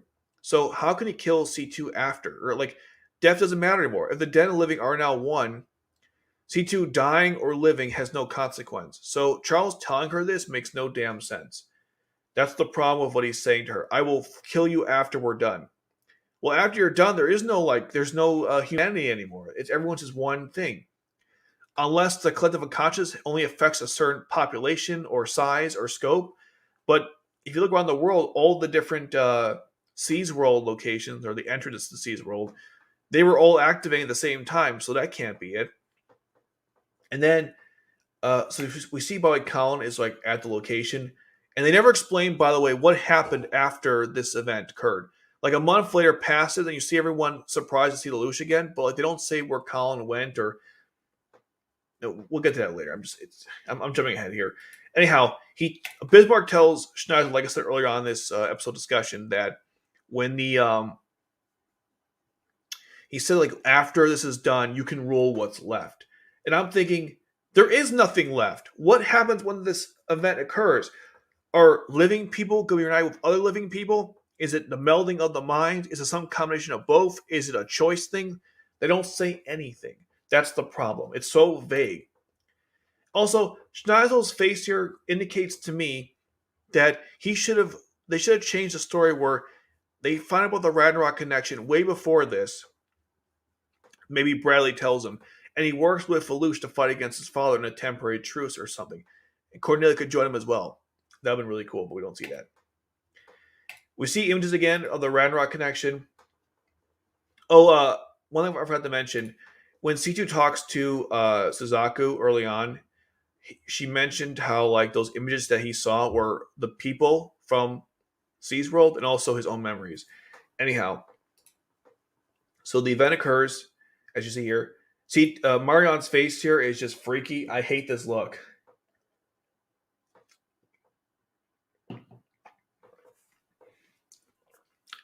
Like Marianne's face here is just there are so many like God, wow. Now this is not subtle at all. Anyways, so Suzaku tells Lelouch, "Why'd you want to conquer the world?" And he said it was because of Nutley. And Suzaku's like, "That's bullcrap." So he's like, "I guess you're right. It was bullcrap." I'm like, was it though? And apparently he said you must like take action. And Lelouch is like, "Yes, I will reject you, my parents." And they explain like, "But why though? You can meet the dead, even Yuffie." And I'm like, okay. But this is a nice picture of C2. There's no significance. I just liked it. And Lelouch is like, "This is stupid. It's not living because it'll be a continual, like there's no end or progress or anything like that." And he even said here, "You just told us you don't care about the dead or the living because the dead will be reunited with the living." So again, it's kind of confusing. But one thing that he mentions, and again, this kind of gives a hint about what the Ragnarok connection was going to do, which is if everyone who's alive in the current universe and everyone who's ever been dead come together, obviously there's no children because the physical bodies are destroyed, so nothing really progresses. Nobody ages, nothing changes. But what Charles doesn't tell Lelouch, which is what they should have mentioned, is that yes, technically nothing progresses in the way you think of it, but a collective consciousness is a higher plane of existence. It's beyond your comprehension. You can't possibly fathom what that means. I like how in Akira, spoiler alert, that's an old film, but anyway, spoiler alert. And in that film, the main character Tetsuya, he becomes part of a collective consciousness of all the other psychic characters, and it's very interesting. It's very abstract but powerful, and I liked it a lot. I wish that in this show they kind of explained that further. Like, we're all going to go into like one collective consciousness of some sort, but you gotta like, oh man, yeah. There's no progress, but there's also something else besides no conflicts. again, like it's confusing. They want to remove the masks so there's no conflict, so people know each other. What does that mean? I don't know. Does the Ragnarok connection remove people's like? It's so confusing. Essentially, Lelouch wants to obviously fight back against them, and he goes, "I will stop at using the command my Geass power." And Charles is like, "Are you insane? That wouldn't work anyways." And what's also kind of funny too is this is actually a good part. This is a compliment, by the way. Here comes something positive. I like how when Lucia's like, this isn't really forcing people to do this isn't a good thing. You're forcing everyone to live in this peaceful world of some kind, only for you or something. And Charles is like, so what? It's starting now. What are you gonna do about it? And they're both super pissed, which just proves the point that they don't actually think it's a good thing to do. I absolutely love that. It's pretty good stuff because they're both like, look, we're going to do the Ragnarok connection, and you can't stop us. And Luce just said before, you guys are forcing it on us. Now, the other thing to note is like he was saying how like it will only make a kinder world for you, but that's not true because everyone's mind is being melded together. So everyone's going to be in the same boat essentially. It's hard to understand what your mind would be like if it was merged with other people's. So to act like it's only good for them, like there's no way to quantify that because again we don't know what's going to happen. So that's why I didn't like when he said it's only going to be a good world for you or something. Like no, it's everyone. And the whole idea of being good or bad again is kind of strange because we don't know what's supposed to happen. Lelouch has like information that the characters don't, I guess. It could be good. A collective conscious could be a good thing. We don't know. It's an abstract concept. Anyways, he commands Siege World to not do it, to not halt the march of time, which again is strange to me because yes, they couldn't age and they couldn't have children, but they can still talk and continue existence. And time is where things move. So if time wasn't going to move, then they couldn't like a collective conscious wouldn't matter. I think he meant more metaphorically than actual. If I guess to kind of defend it. And again here too, Marianne said, like, I saved you so you could talk to Yuffie. But here's the thing, though. As Aloosh just pointed out, it doesn't matter if you live or die anymore. And we're all going to be one gigantic primordial soup anyways. That's the problem with this whole episode, is that they keep saying, like, we saved you, we want to protect you. But you're going to kill everyone anyways to do this whole collective consciousness. Like, either they die, either because of their actual natural causes or sword or whatever, or they die through the Ragnarok connection itself. It's so strange that Mario and Charles are saying stuff that like doesn't, unless that's the point. I don't know. And Saka's like, yeah, because you'd force me to do it, right? I'm like, yes, Suzaku. I'm glad you figured this out. I like Suzaku's character, but man, they made him really stupid these last couple episodes. So C's role essentially rejects it, and Marianne and Charles are absorbed. C2 apparently didn't go with the plan, so she's not absorbed. I guess that's how that works.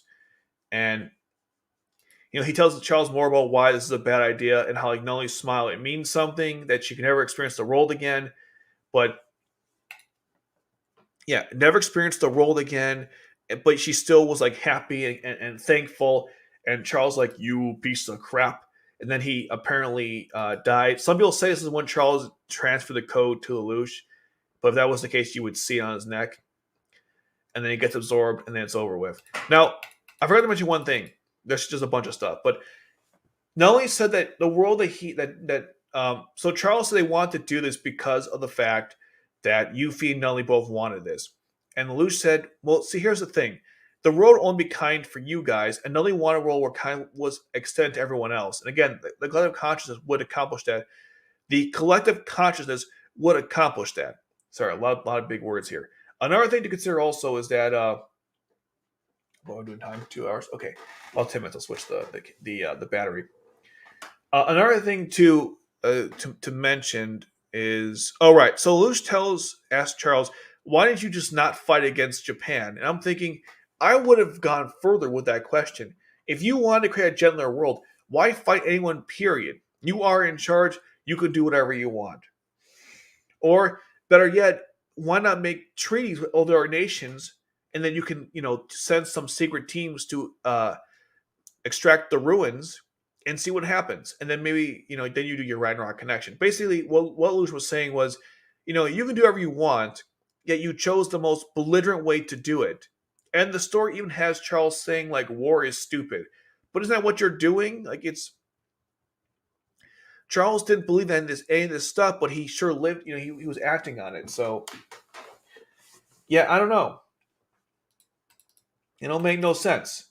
Anyways, after Charles is gone, we see Lelouch talking to Suzaku, and before that, C2's like, "What are you guys gonna do now?" Also, I want to die smiling. I'm like, wait, but did you? Whatever. You guys don't know how I feel about that. He's like, "You killed Yuffie," and he's like, "So what?" And I was thinking, yeah, so what? Did they agree? It didn't matter. And in turn 17, they agreed to work together. They're kind of like going backwards. It was kind of weird to me. A month passes. Apparently, Cornelia's arm heals. The Emperor's been gone. We don't know what happened to the Black Knights. They were looking after or for Lelouch. I guess they couldn't find him. They assumed he was dead. I guess I don't know. Schneizel is in Cambodia working on the Democles, and I guess Cornelia is with him. Who knows? Lelouch comes to make an announcement. I guess they planned out that they would think it was the Emperor, but it wasn't. The Emperor's also been out of action for a month. We don't know where he's been. I guess people assume that they don't see him and he's fine, I guess. I don't know. Lelouch comes back in one of the most epic scenes in the whole anime where he basically becomes Emperor. It's great. Although I give props to Odysseus. He was being very cordial and friendly. And Lelouch was like, yeah, I came back and I killed the Emperor. And they're like, wait, what? They first thought it was some kind of joke. And she's like, and Genevieve's like, kill the killer of our Emperor. And I'm thinking, wait, guys, slow down for a second, okay? Lelouch said he killed the Emperor. So what? Do you have any proof? No. But they still went with it. That's the funny part. They still went with it. He had no proof, but they went. They agreed. It was kind of funny. I don't know. Uh, and then again, they're like, wait. They were confused how he was still alive, and I was thinking, but guys, you never confirmed he was dead. They don't show you anything that they did. They went down to Covenant Island. They didn't find him. They moved on. How do you know he died? He could have escaped somewhere else. Come on, guys, you're not this stupid. Stop being stupid. And God, seeing the letter pissed me off.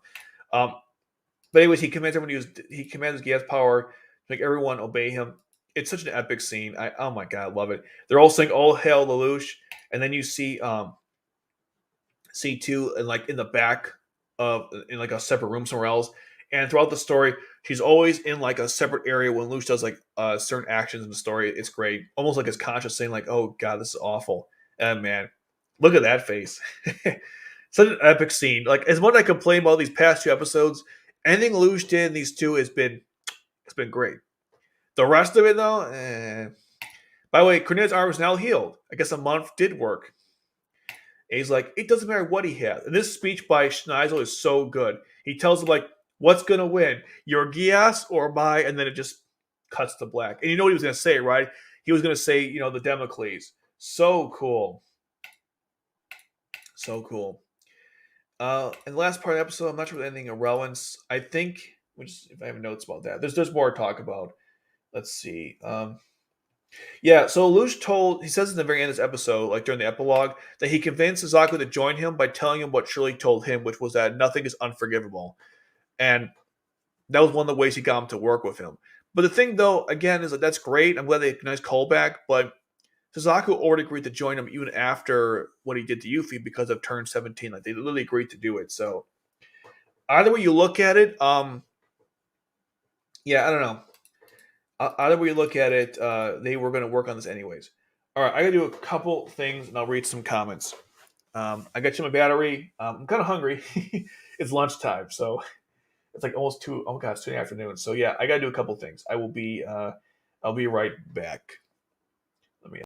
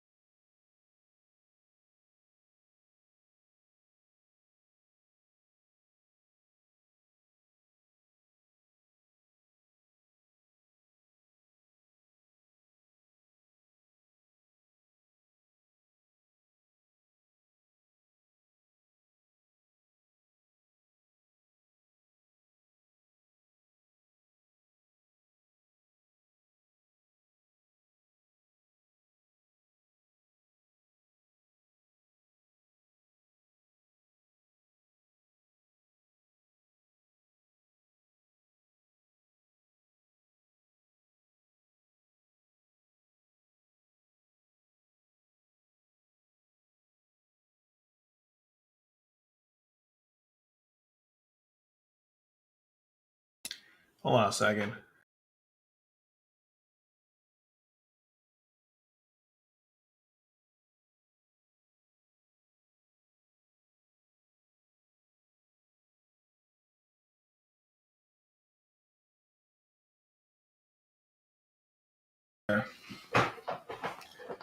Um, yeah, I don't know if you guys want to see me eat or not, but here we are because I'm getting it's lunchtime. No, past lunch, but whatever. I'll try to talk and eat at the same time. That's gross, and also it's kind of it's very unprofessional. As if this is some professional stream. Okay, I'll go through some comments as we.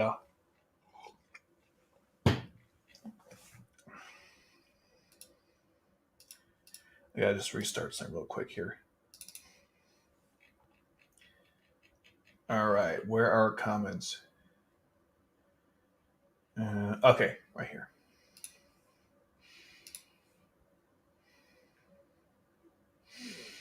I mean, Marianne's a nice little thing to look at here.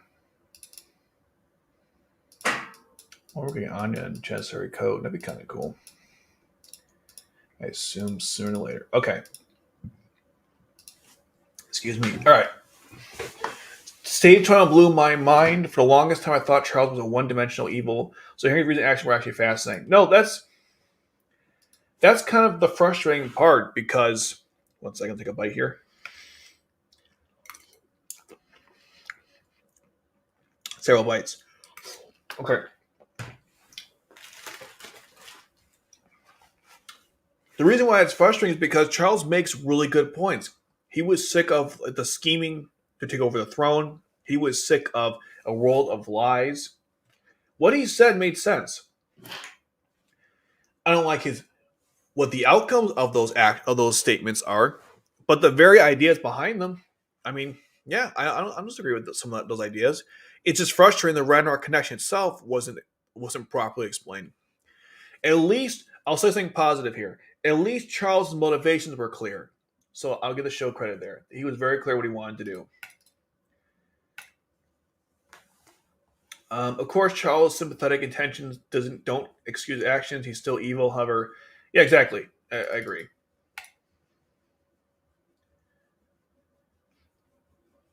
Yeah, the new opening, yeah, is pretty good.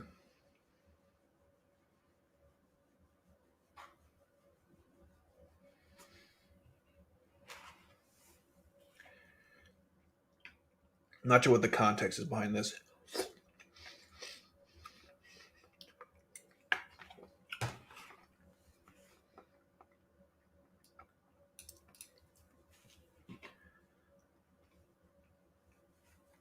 Yeah, I noticed that too.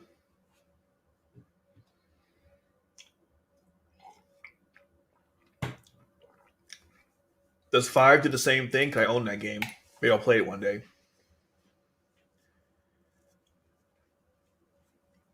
Yeah, that's a good point. Why couldn't they at least show the Ragnarok connection in action for even a couple minutes? You know, like would have been cool to see Charles, or I'm sorry, all the old characters who died coming back to life. That'd been kind of cool. I agree with you on that part.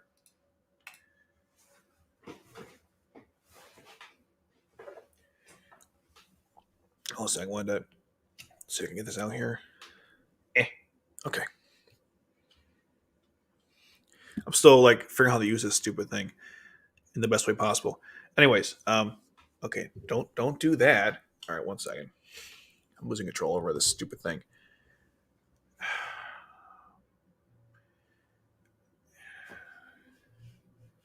Anyways, well, the problem with these are theories. They should have maybe explained it better.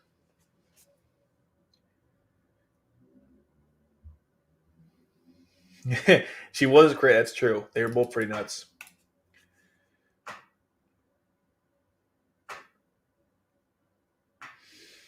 That's a funny South Park, huh? I guess that could work.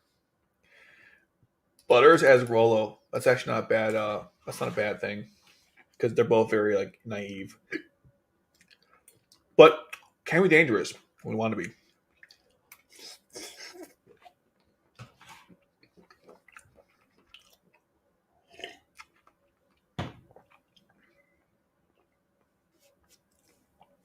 Okay. Continue on here.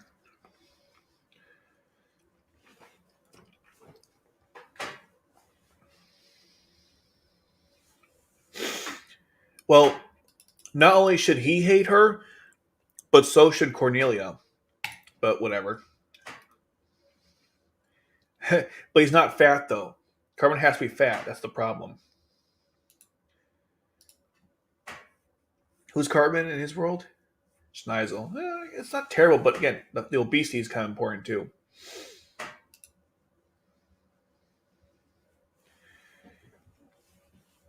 Yeah, that's a fair point. Akito did have nice visuals. That's true, especially when you see Layla's Geass power activate.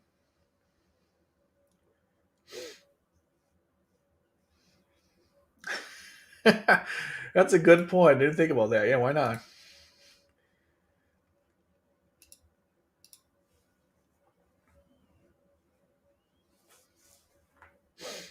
So is it then all the minds being melded? The reason why it's nitpicky is because again they don't quantify what it is. Is it the minds or the bodies or both? How can Shiloh have anyone to rule over if everyone's one mind? That's why it's not nitpicky. This is literally like this is the difference between like understanding what's going to happen and what isn't. That's the problem. If you didn't have those conversations, then I would agree with you. But the story keeps going back and forth on it. That's a whole nother. That's a whole nother topic, but true.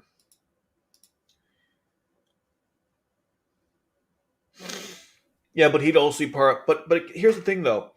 Wouldn't they only be one melded consciousness? So how's that going to work? That's the problem with this whole thing.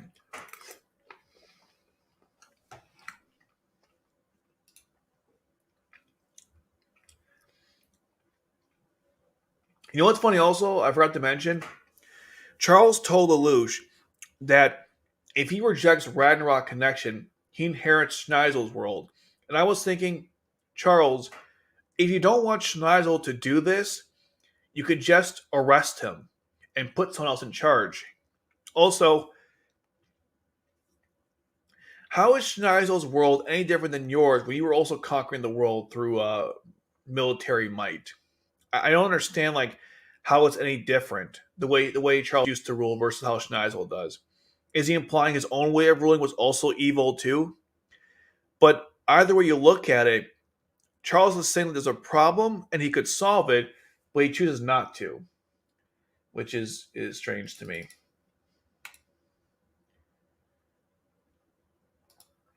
I agree. He was very good.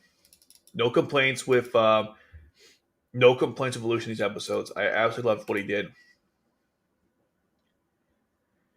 Yeah, he was true.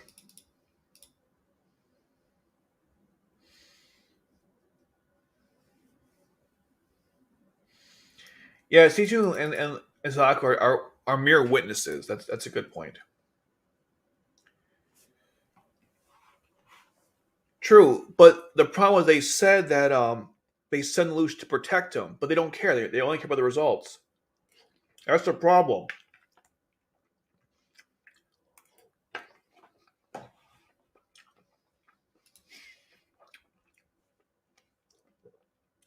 I don't know. I didn't mind him too much.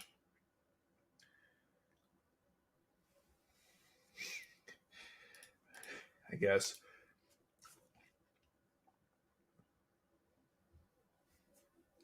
Yeah, nothing happens. I agree. Problems. I do have problems.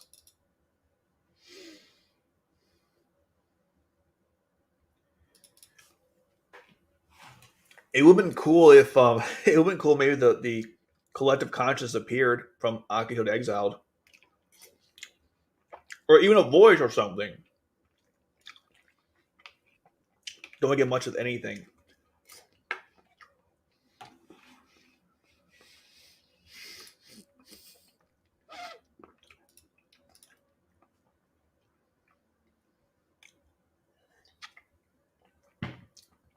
I'm not a fan of his channel, but I'll take a look at it.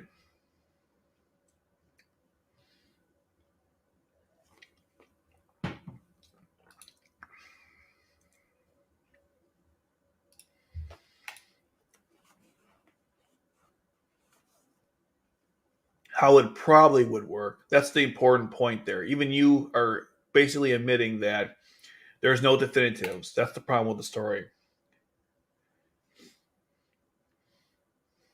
Uh, Good question. Probably the Akatsuki command models because they have the with radiant wave surger launchers.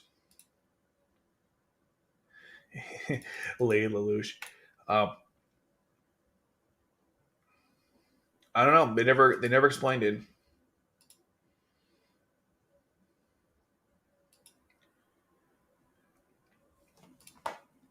Yeah, I'm doing streams now in the afternoon because you guys wanted that. The voting at least wanted that.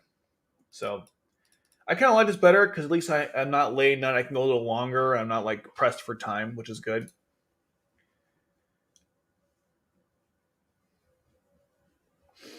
Yeah, I don't know. It's kind of weird.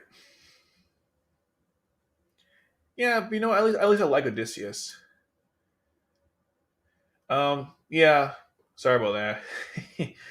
Yeah. Okay. Yeah, I can go further with this. Tell you guys what, I'll watch that guy's video. I'm not gonna like it because again, I'm not a big fan of the channel. If it changes my perspective, maybe I'll let you guys know, but I doubt it. Not that I want to get my preconceived notions or confirmation biases, but the story has too many contradictory points of characters saying things that don't add up. Well, I'll look into it. Just not convinced. All right, let's see.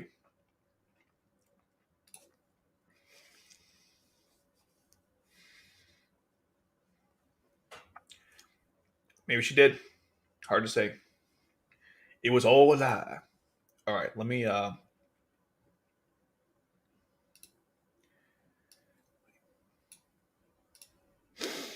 Okay, I'm gonna hide my face just because.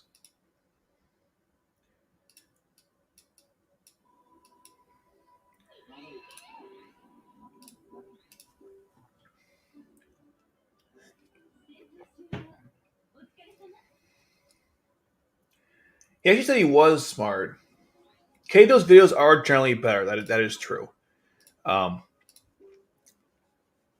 but look, I'll see what his perspective is on the whole Ragnarok connection. I'm never against hearing different perspectives, so I'll see what it is. But generally speaking, as far as I know, I'm not. The problem with that it wasn't properly explained. And I also argued with the guy in a video before, and it didn't go anywhere. So I don't know. We'll see.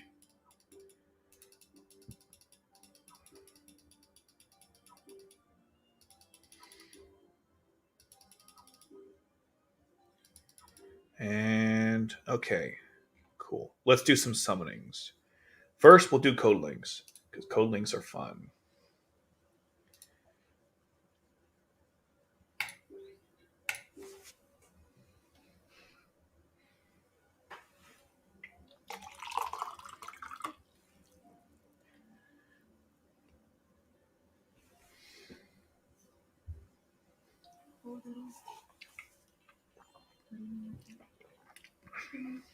Ooh, two threes.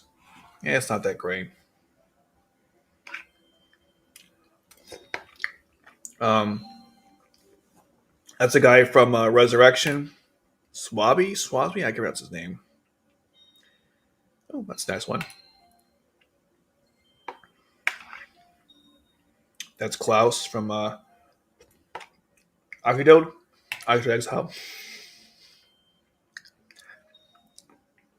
Klaus again. Klaus again. Ugh. Ooh, Faulkner. That's cool. Jeremiah's Chaos Counselor. Ooh, Dorfia. Like her a lot. The plot didn't, though. Ooh, Shamna. Very nice. Very nice. Ooh, Ryu. Okay. I think that's it.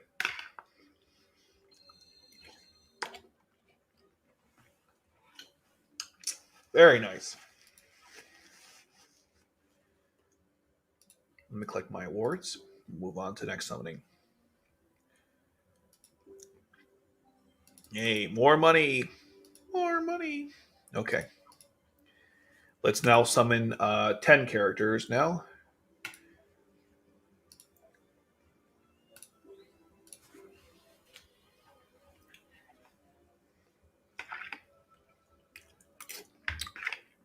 Lame. That's lame.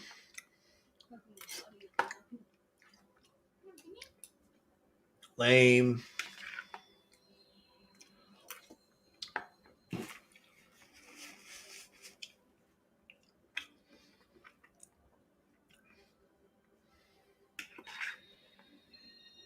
We're getting a 4. Never mind. Lameness removed. We are getting a level 4 character. Oh my god. Here we go. All right. First character. Lloyd. Awesome.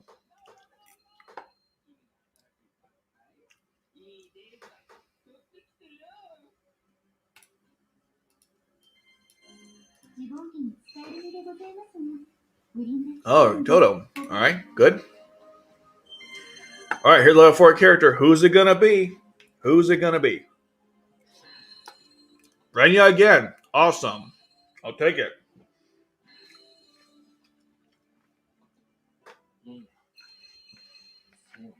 No problems here.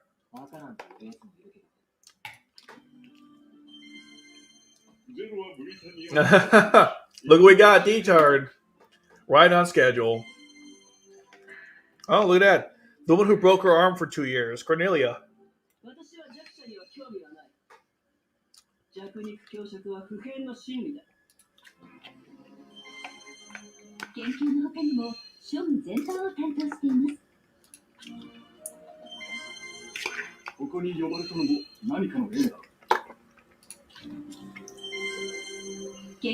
Ah, more Cecile. I'll take all the Cecile. No problems there.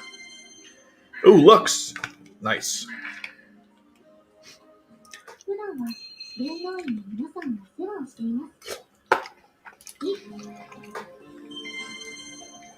Oh, Gino.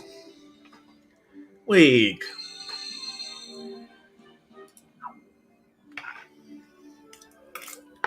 Gino. Just weak. Okay. Let's see.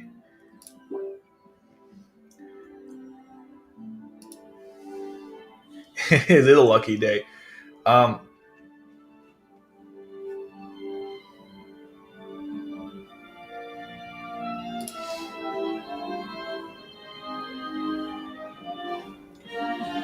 Yeah, no, it's a little strange.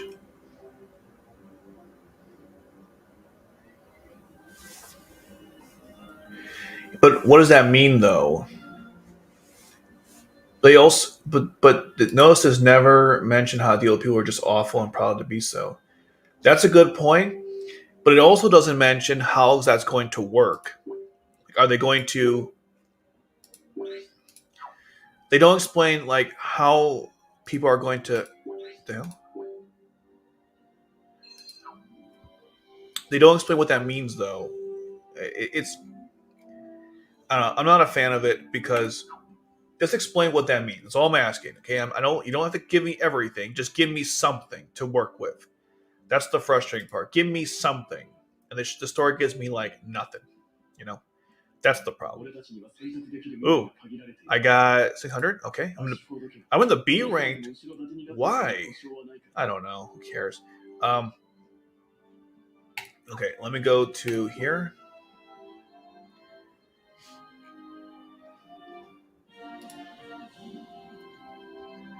Who's Lux? No, Lux is a character, so I'll go to her.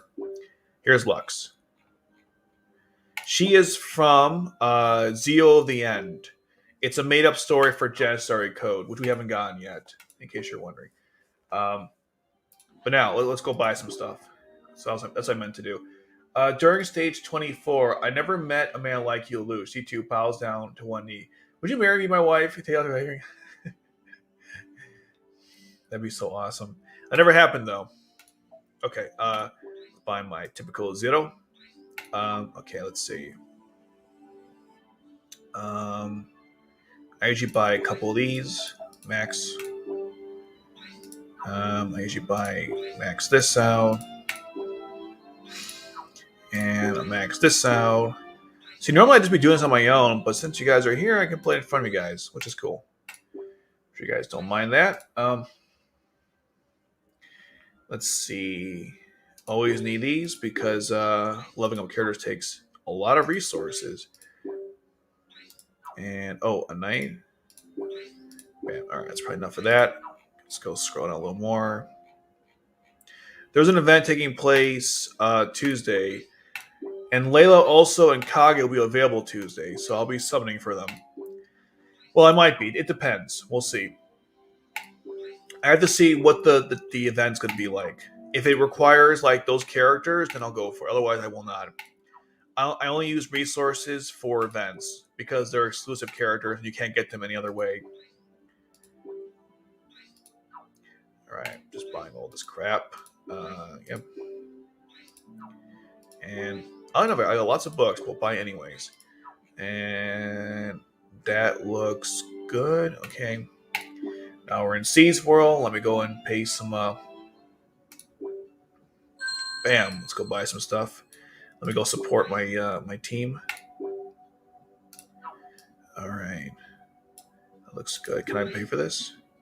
I cannot. Awesome. All right. Oh, more reward. Let's see. Okay, then we got some here. All right. Very nice. Let's. What's the next step? Oh, of course, RPG battle stories. I have to get the remaining XP for something. Okay. I've been trying to beat this one boss and I've failed miserably. It's so hard. The difficulty. My God. Anyways, we'll just play this one. Yeah, that looks good. Okay.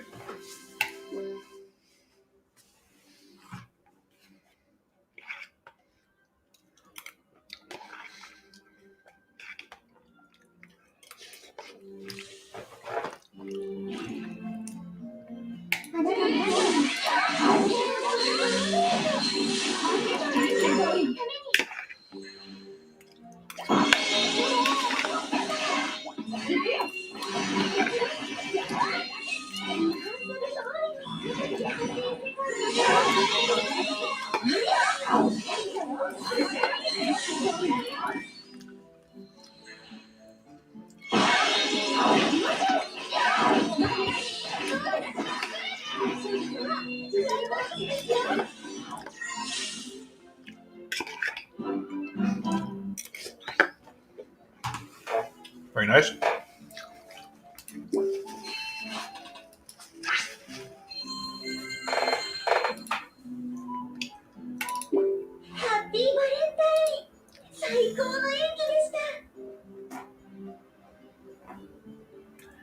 Probably not. Not for a while, anyways.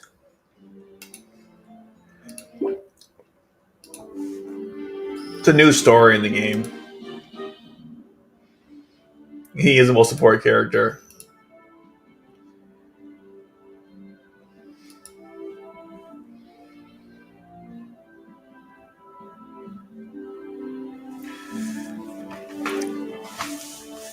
That's because Cecile is not like a main character. So, although I did discuss her in this stream, yeah, because she doesn't do a whole lot on the story. That's not her fault. If she's relevant, I'll bring her up. But otherwise, yeah, I don't generally talk about her. That is very true. Very true. She's one of my favorite characters. One day I'll go over that list. But as Aragorn once said, that is not this day. Let's see. All right, we'll just do one of this. Okay, let's clear that up. I'm trying to get some of these free daily awards. Okay, now let's go to code links. I probably have so many. Um, yeah, let me just upgrade this real quick. Do. All right, doesn't really matter. I just want to. Okay, it doesn't matter. Just want to get the thing for it. Okay, cool. Now, speaking of code link, we should probably sell them. There's too many. I got too many code links. Let's go sell these. Not these. These are cool. Let's not sell those. Those are brand new. Let's sell the twos. Oh, those are cool too. Okay, hold on. Let's just sell these.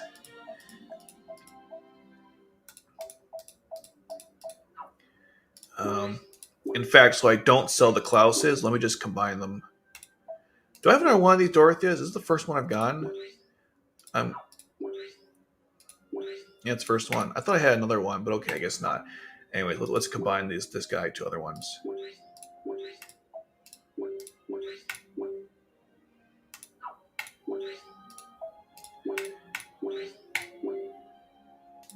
Okay, cool.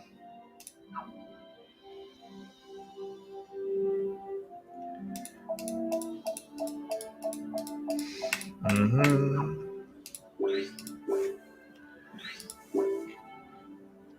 And let's get rid of these. And that should fix all that.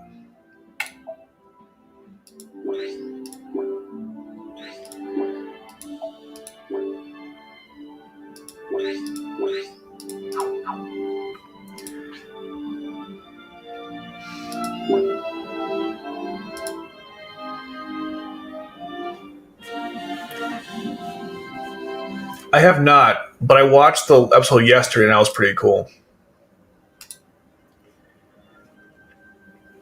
We don't know really.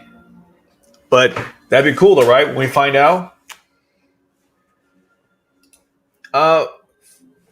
Fan made, maybe fan made is not the right word. It's original for this game. I don't know if I call it fan made.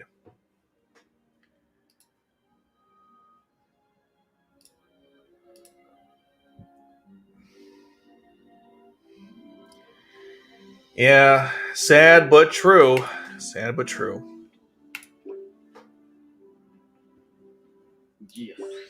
Geass.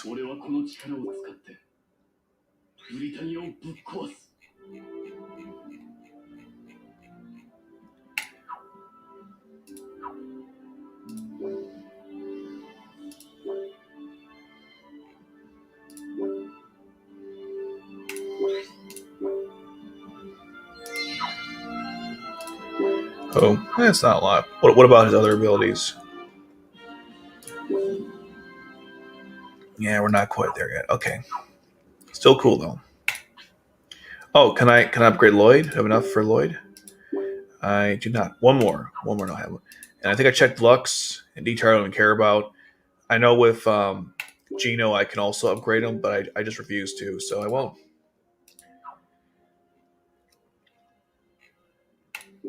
How about Cornelia? Oh, we can get 3 on Cornelia now. Awesome. Let's do it. Awesome. I will upgrade Cornelia at some point. Just don't have the resources right now to get her to the next level. But I really want to at some point. Wait, no. Let's go back.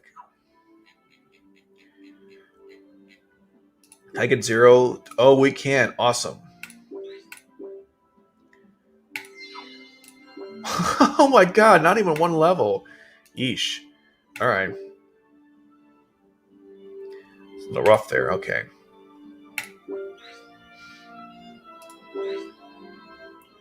Wow, okay.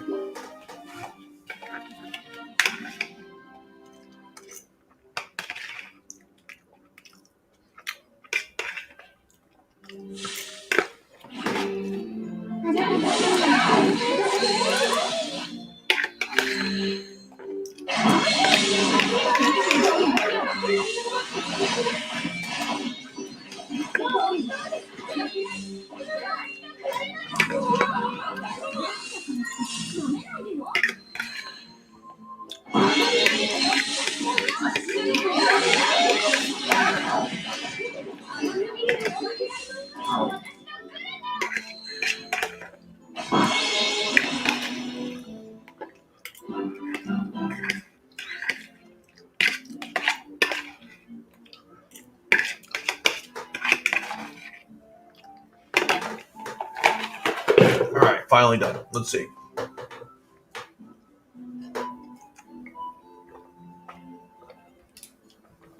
Pretty sure it's implied.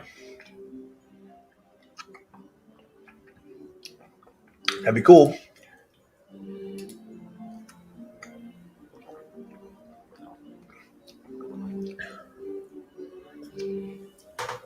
Hmm. You should play his D-Tard each week. If it's not an event, I'll do it. Why not? The problem with D-Tard's not. He's not a very high. You know what? Why not? Sure, I'll do it. But I'll have to. I got to level him up to 80 first, which shouldn't take too long because he's kind of weak. Let me first get Nully, Shirley to 80, and I'll give it a shot, or 90 rather. Let's see.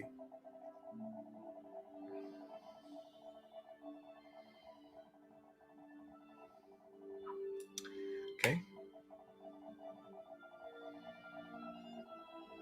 Bam. Okay.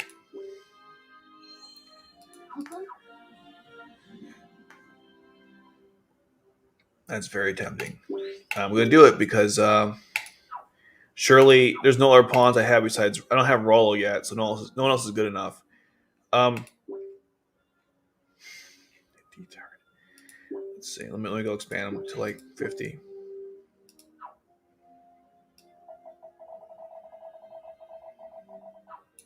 Yeah, you know what? I'll wait later on it, but yeah, I'll definitely work on it. It'll be like a side project at some point. Anyways, like part one was Shirley, next is Colin, third is C2. I will be. That's next. I'll be doing it.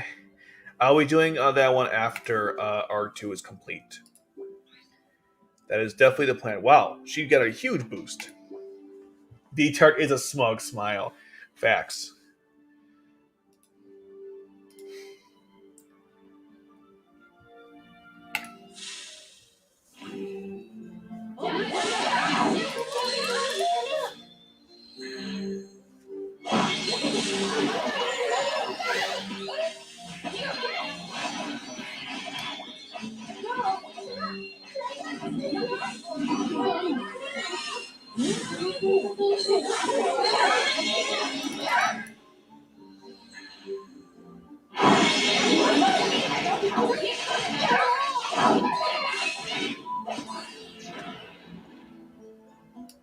That was really fast.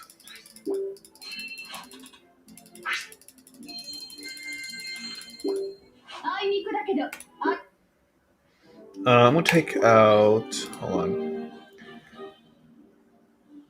I like Shirley, but we need to get these guys some experience. So I'll get in. We'll get them in there, and I'll use the 0 item. Where is it? Here it is. Okay.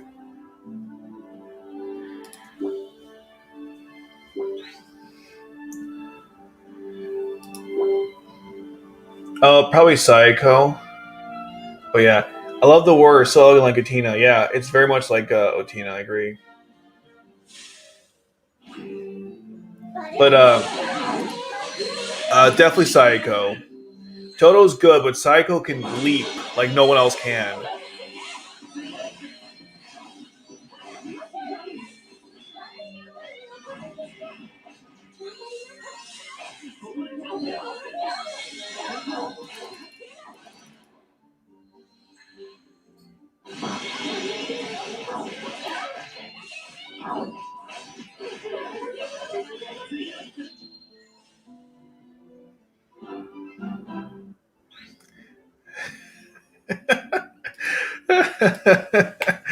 We always get a D-Tar. Like it's crazy how much they give me D-Tar. Like I didn't ask for this.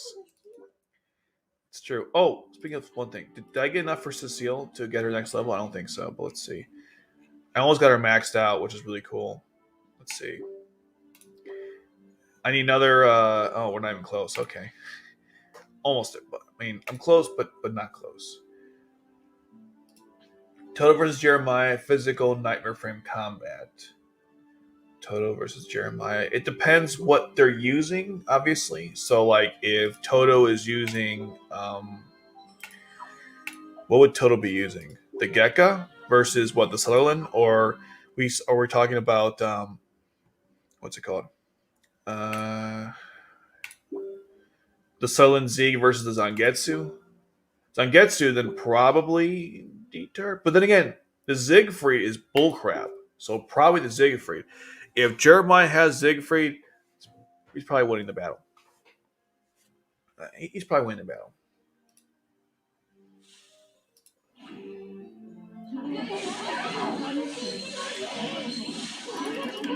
Honestly, it's I know it sounds crazy, but it's just an RNG pool. There's no like significance to it. It just happens to be he keeps showing up.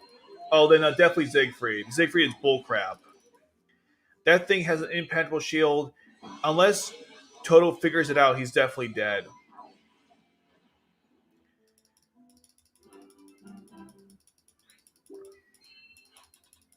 Definitely the Siegfried.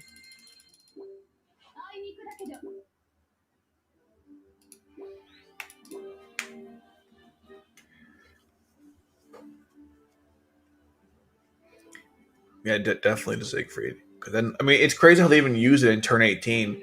And then when he joins Lelouch, he uses like the Sutherland Sieg. It's just crazy how he got so far from using that one nightmare frame that it was so powerful. I'm not sure why.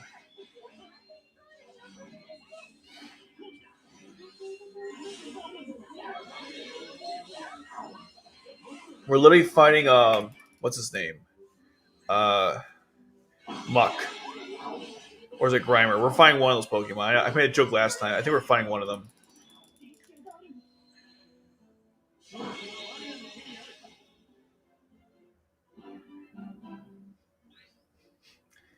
Well, if you look at the well, here's the thing, right? Let me show you something. So if I go to the summonings and you go to this, right? Or this one here. No, it's this one. And you hit this button. So I think it's no, my bad. So this tells you the average of getting every single person. So if you go down, so so what's weird is when you go to the 10, if you summon 10, this is your chance of getting a 3 or a 4. It's like two. It's pretty good. 0.2% chance you get a 4. 6 something you get a 3, and twos in general are 80%. So it's pretty likely.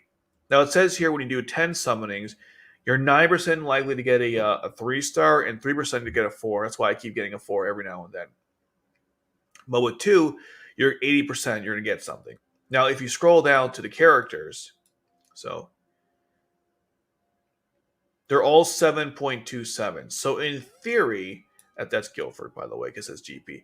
In theory, there's no what's D-Turd? Is he a rook? Hold on. Let's see something. D-Tard is where are you? He's a bishop. Okay. So back to that screen there. Back to here. And okay.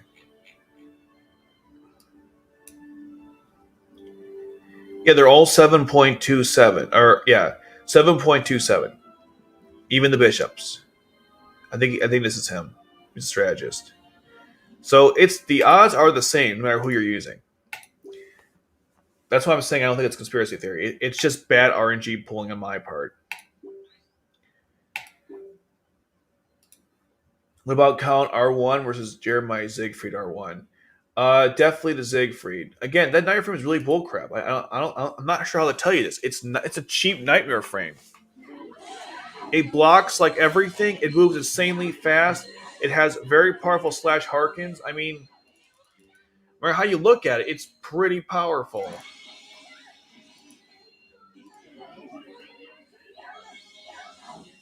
Yep, we're fighting Grimer, people.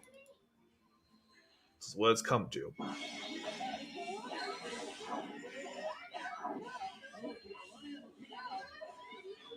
Hmm.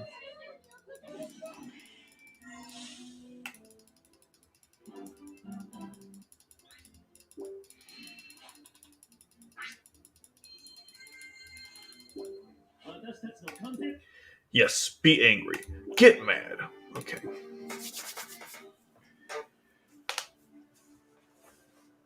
I'll do some. I will do some duel fights shortly.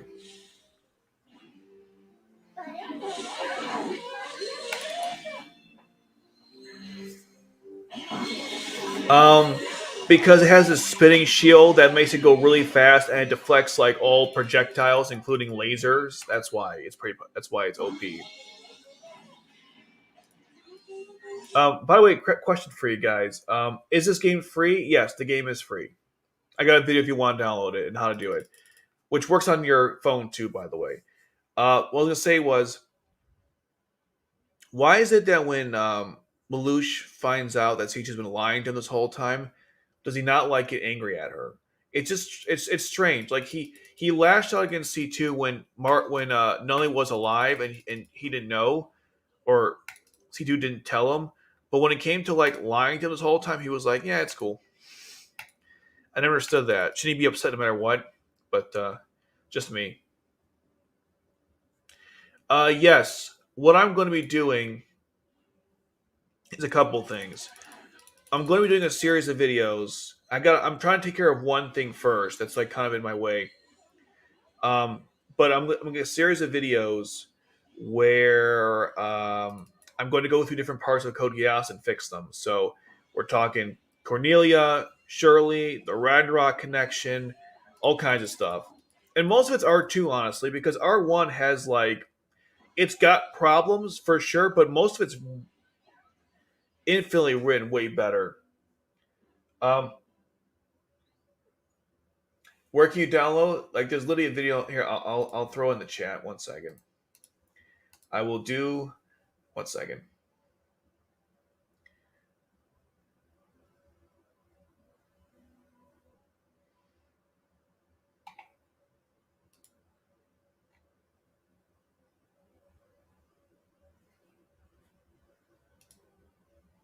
God, I hate this channel.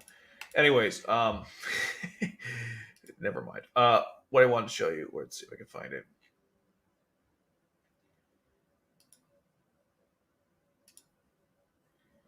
Let's see if I can find the video for you.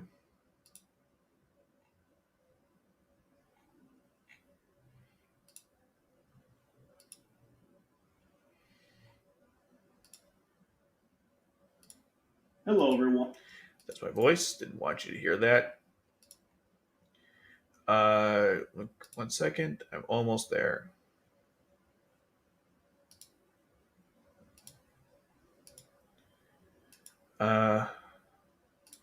Okay, here's the link to my video. That will tell you how to do it. If any questions, let me know. Anyways,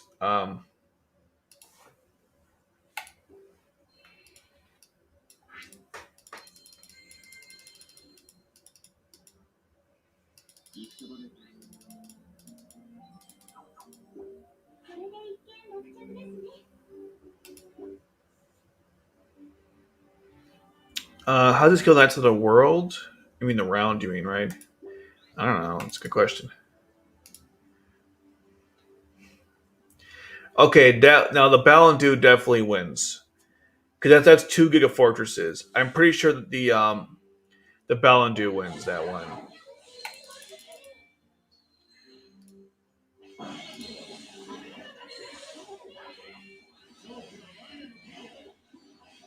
Yeah, definitely Balandu wins that one.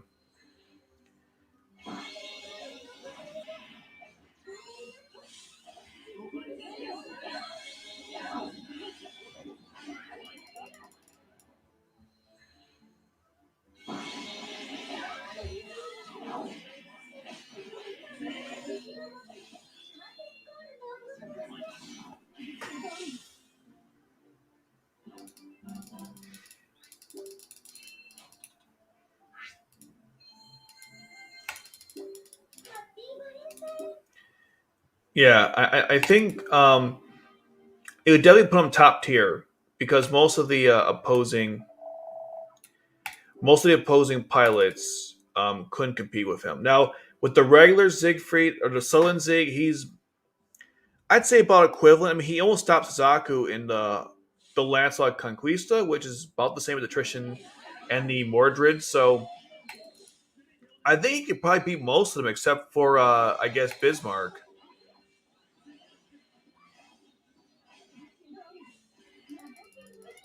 Yeah, that's what I would probably say. Besides Bismarck, I think Jeremiah is probably stronger than everybody, or at least on par.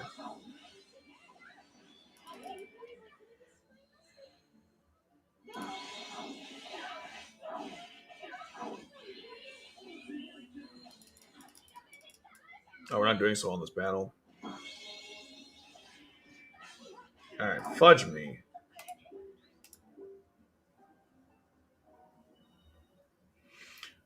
Zero liberates Japan somehow. We see the EU V2 is enemy in the first half, and so I learned Yuffie getting Geass was an accident. I mean, those are good changes, but there needs to be like more substantial ones. I think we did this one before. I'm pretty sure again I would give this one to Toto, but it'd be a good fight though. Sean's powerful, but Toto's been around longer.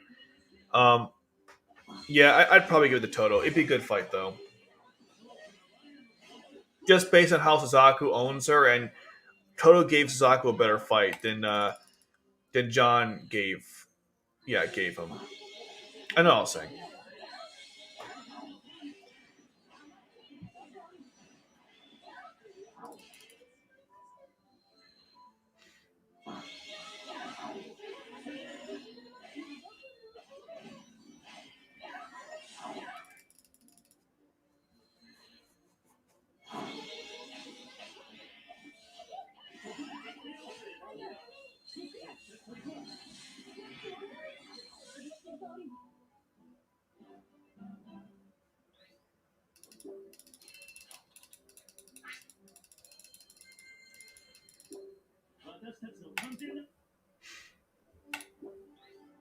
How are we doing on points here? Let's see. By the way, I'm gonna take all these hypothetical fights, and it's gonna be a video one day. We're just gonna go through all these hypothetical battles from the theories type of thing, or a hypothetical fight, I should say. C2 versus Anya and Marianne, Gwaine, or Ping Akatsuki Command Mom versus Mordred. I think the Gwaine would be more of a draw because isn't the Hadra cannon of both the same? Although I think it's a star cannon for the Mordred, but it's faster than the Gwaine, and it can actually the hands are stronger, so probably the Mordred there. The Akatsuki model, I don't know. It's a good question because I think the Mordred wins both of these battles. In all honesty, because the the Akatsuki's had to work together to stop Anya last time. Like in turn 11, Um, C2 actually in turn 11, C2 fought Anya when she had the Mordred and she was using the pink Akatsuki and she lost or she won, but it was like a 3-on-1 assault. The Gwaine is just too slow to compete with the Mordred. Their power output is probably the same or close enough, but the Mordred is a little faster. Now maybe the Lancelot Frontier might have a chance against the Mordred, but not the Gwaine or the pink Akatsuki model Zaki-san. Uh, how do you think Akito Obi would have played out if Lelouch had his memories? Well, I don't think he would have been helping out Charles, obviously. Yeah, that's true. That would be kind of interesting, but that would also retcon the story, so they couldn't do it.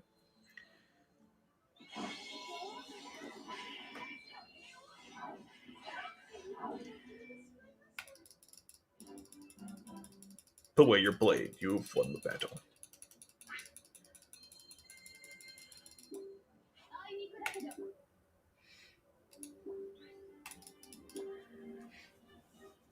On Tuesday, they're supposed to also, I think, release Akito the Exiled. So hopefully, I won't be playing the same battle over again next week when I do my stream.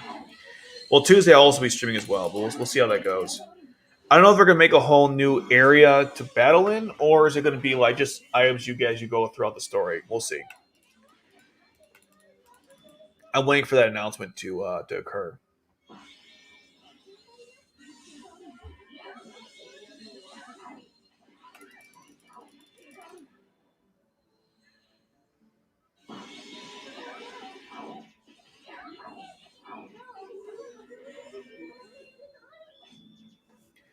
throne.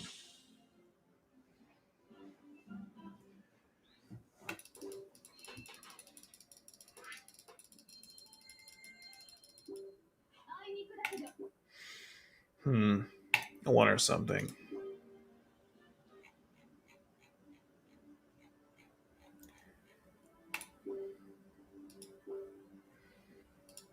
Yeah, can I get her? How far I can get her? That's not bad. You are most welcome.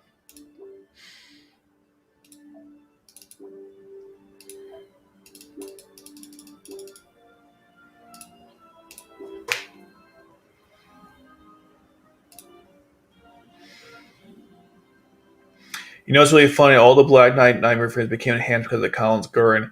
Every team became strong because of Zaga's landslide. Then everyone flew because of Lucius Gwaine. Pretty much, yeah. They all combined them. That's true. Well, actually, the float unit was used for the float unit was used for Lancelot. That was used for the Sutherlands and also, I believe, the Gareths. Maybe it's see what happened was. I didn't know this, but after R1, a lot of the Nightmare frames that the Black Knights used were captured, and they were used to make some of the Britannians. I forgot which one it was, but some of their Nightmare frames actually were built on the on the Gekkas. I forgot again what it was, which one, which was which. So they kind of worked with each other. It wasn't as uh, simple as I'm making it out. But I'm pretty sure the Lancelot's float unit for um, was used for Sutherland's, and I'm not sure what the Vincent's was made from. But the Nightmare frames are really cool in the story in general. I love the way they evolved. They could have actually had that in the movie or in the movies when they showed the Ragnarok connection. They actually could have had Lelouch meeting the space god, or what I call it, the caretaker of space, instead of just talking to like nobody. But it is what it is.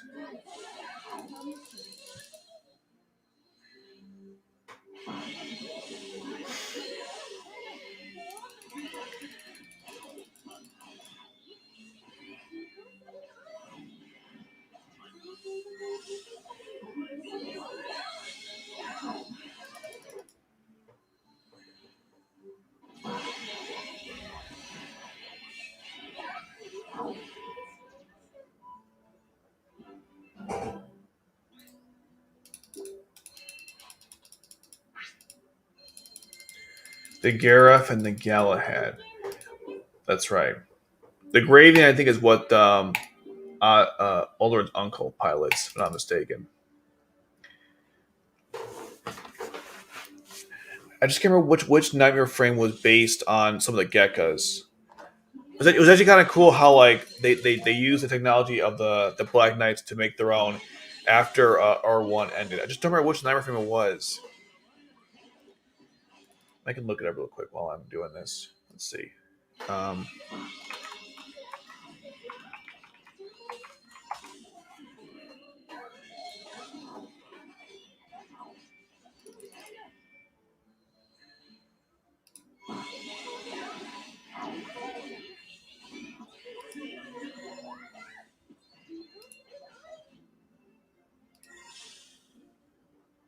let's see.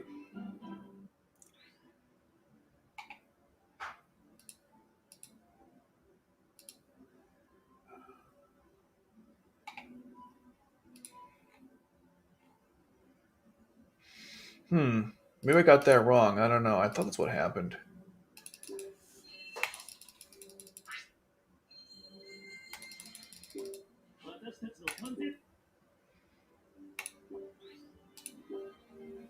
Oh, no, wait, that was stupid.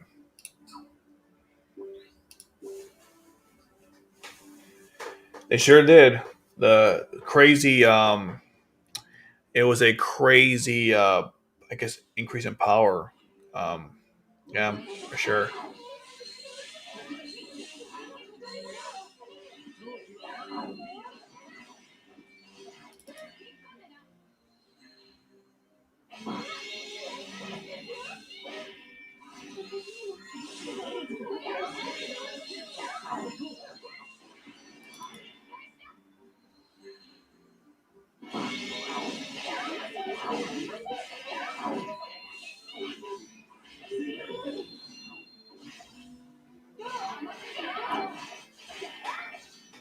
I did actually. I saw the trailer for it. It was pretty cool. I'm very excited about it actually, because Bleach is one of my favorite animes. If you guys know or don't know, it was one of the reasons why I got an anime in the first place was because of Bleach. It's a popular topic for sure.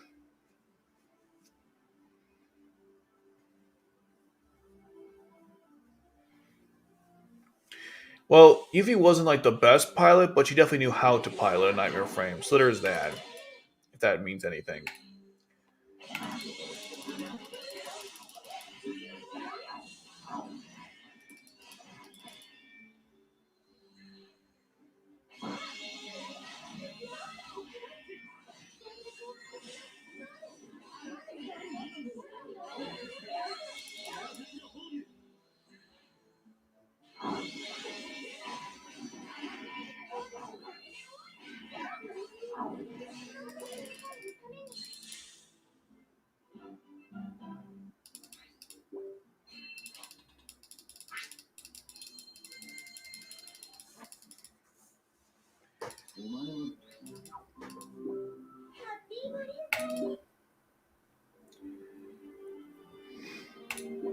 Well, it wasn't. So what are you gonna do about it?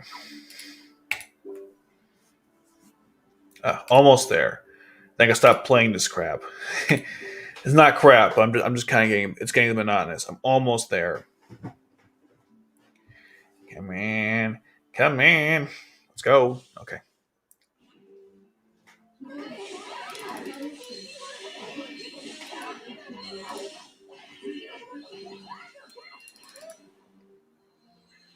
Jeremiah.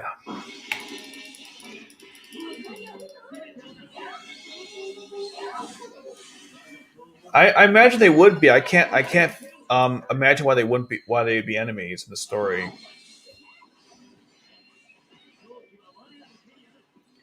Yeah, we killed Grimer for the thousandth time. Unfortunately, you can't skip battles in this mode. You have to do them. You can't. You can't skip the battles, which is frustrating. How much more do I have to do? Okay, so I'm gonna do some quick math here.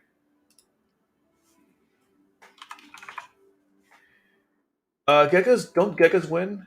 I'm pretty sure the Gekkas win that in general. So I have 302 left, and each battle costs about 35. So that's 8 times 420. So we're gonna be short even if I do all the battles. Poop. Okay, we're gonna be short by about 100. Son of a gun. Let's go. Let's go. Okay.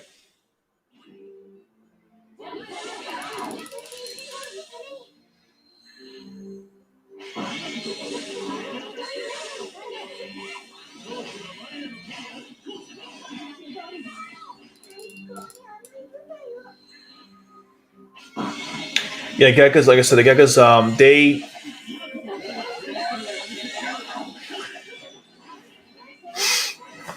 Wow. Burn right there. Okay. Wait, we lost? Damn it! I got distracted. What did Gino say? You got distracted. I did. You beat. You're absolutely right.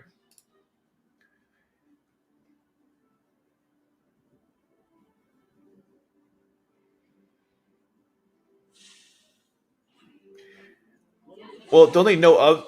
It's fun. They don't even talk about Zero much in the story. Actually, besides the yeah, they don't mention much at all.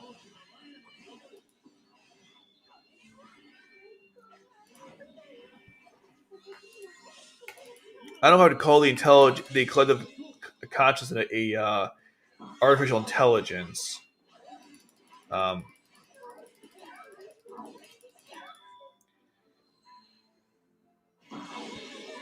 damn it! Damn it!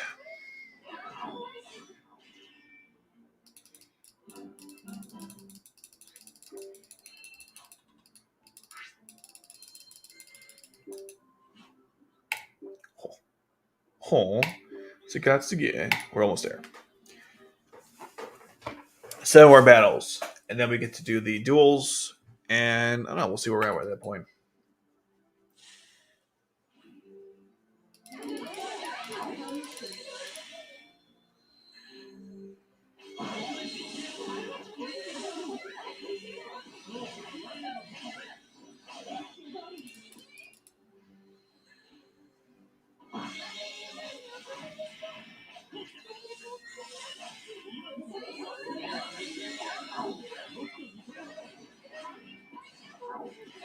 But not by Akito or Layla. That's what I meant.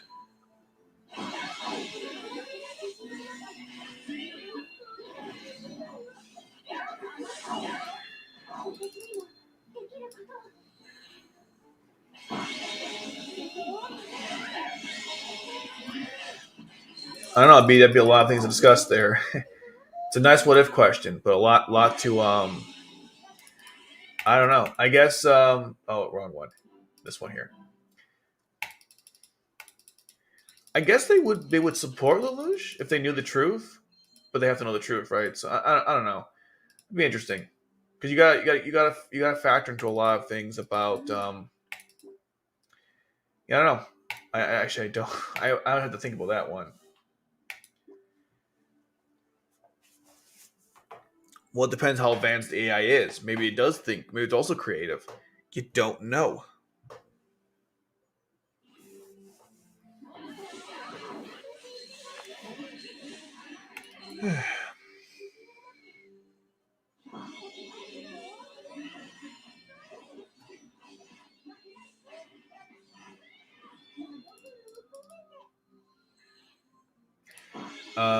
Good question. Imagine W0 would join them so they both hate Britannia. Yeah, that's true. Um, are the W0 units super racist? No. That's that one asshole in the group, but they're not though.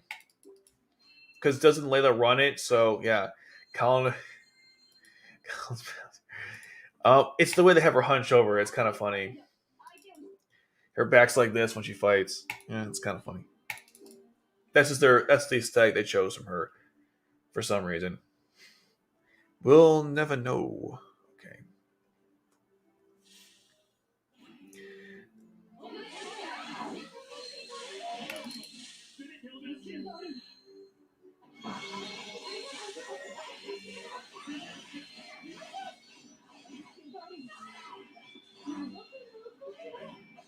Yeah, she is very hunched over, isn't she?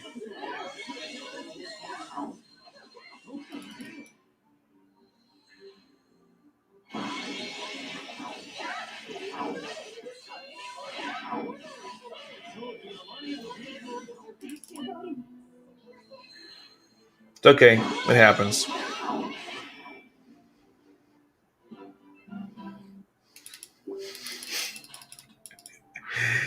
I mean,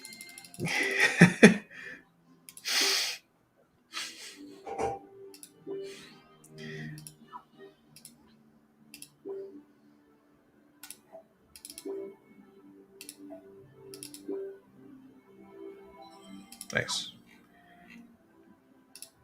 Look at all that goodness. Almost there.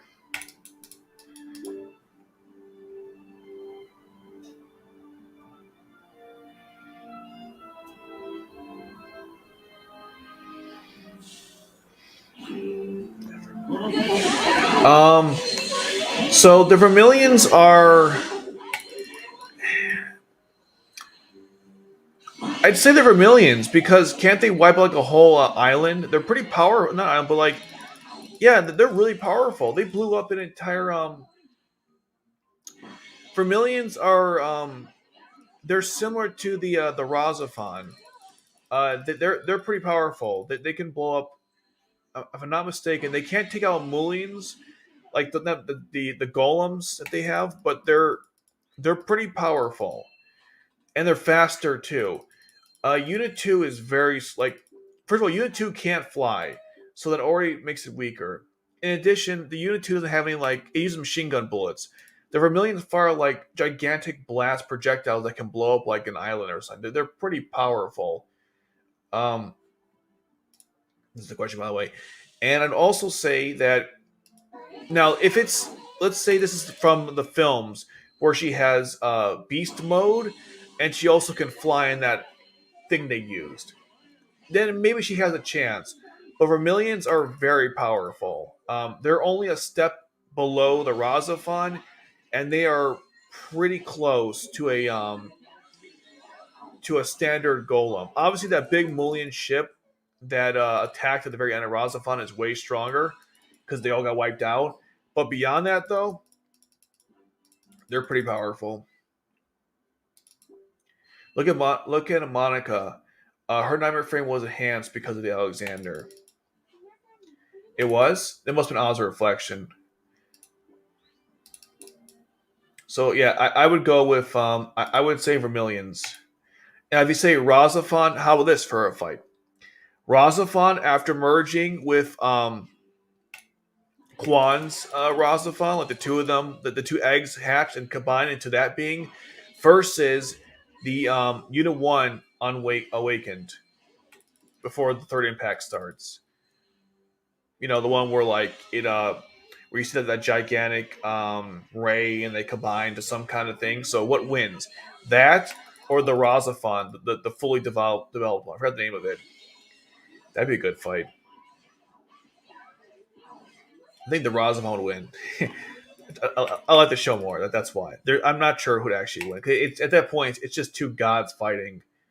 You know, because they're both like, yeah, pretty powerful.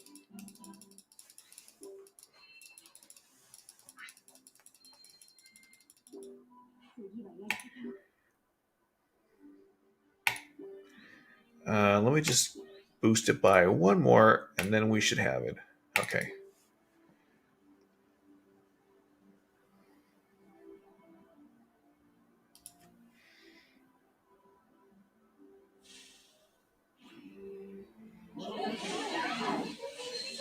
You didn't know that Monica became the Knight of 12 because her powerful flight Alexander. That's beyond Liberté. Well, we only see her nightmare frame period in the story.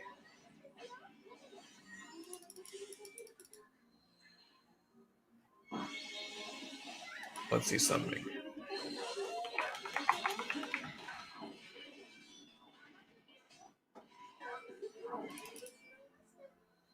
Let's see something.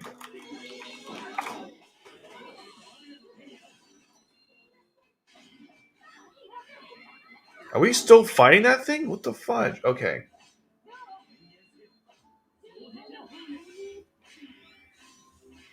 Just you, buddy. You can do it.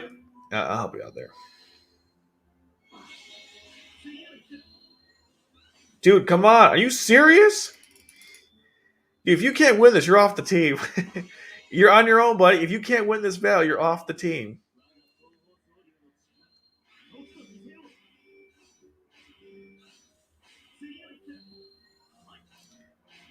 Wow, he was almost fired from the team. He couldn't win that one-on-one battle there.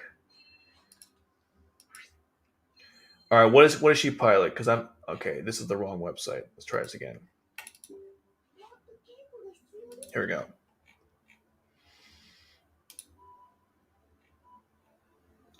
The Florence, right? Let's look it up. Oh, it is an Alexander. You're absolutely right. It's an Alexander that's based on a Let's see. Here it is. The Florence.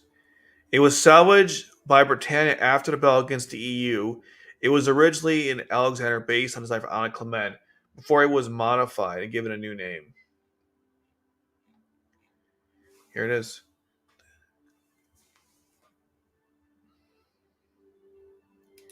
It has a Hadron cannon.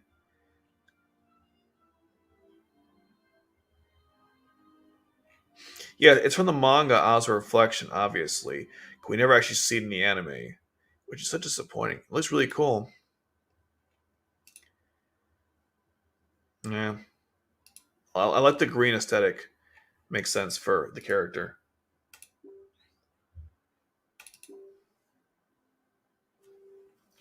Any Code Geass news? Not really. Nolly versus Tianzi. Who's more cute to have in real life? Um, I prefer Tianzi. That's just me.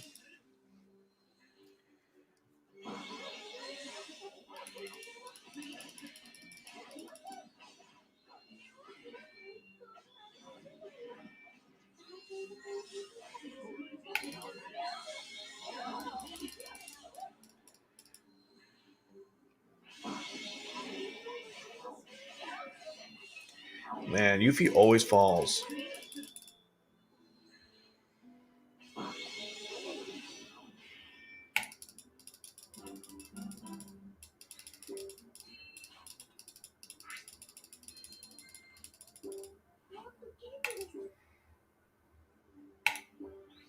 Wait, how are we doing?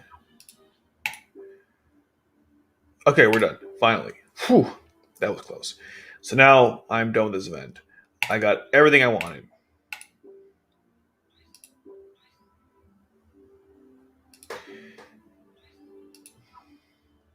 See, I got all their meetings. So if I get more stuff, I'll spend it. But I'm about complete with the event. It's crazy now. It's much easier to acquire resources than it was previously.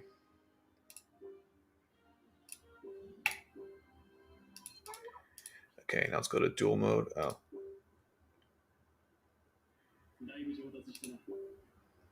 wrong button.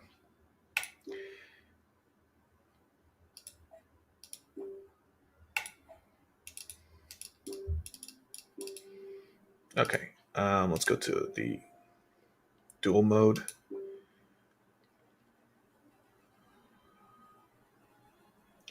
I heard they're changing the awards up for this.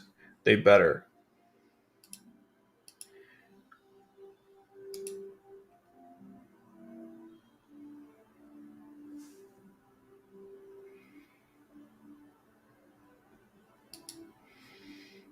Who the hell is Yuma?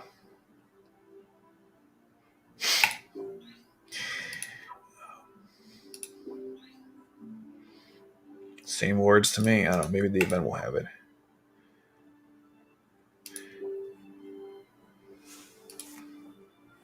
Whoopsies. That's not what I wanted to do. I hit the wrong button. Wrong button. Okay.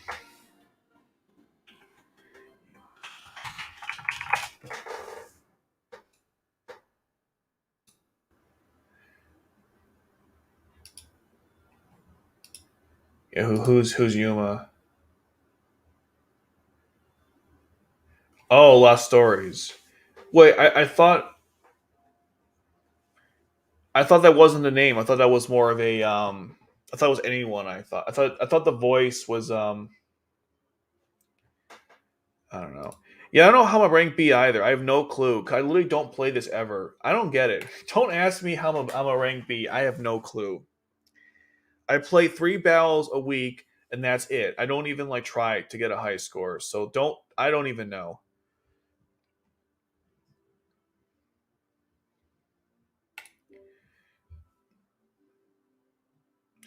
Okay. Yeah, this is basically our team, but pretty powerful team. You know, it doesn't look that powerful, but it is. It is. I guess we'll put Colin in there. Okay.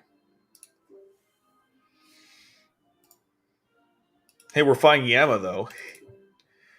Um, yeah, I thought Yuma wasn't really their name, but I could be wrong.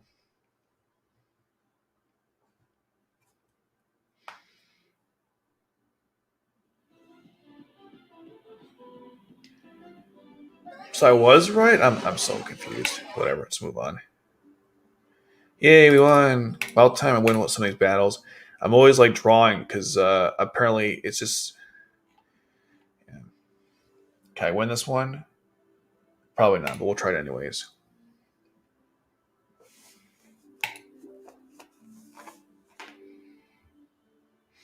Dalton versus Florgnar.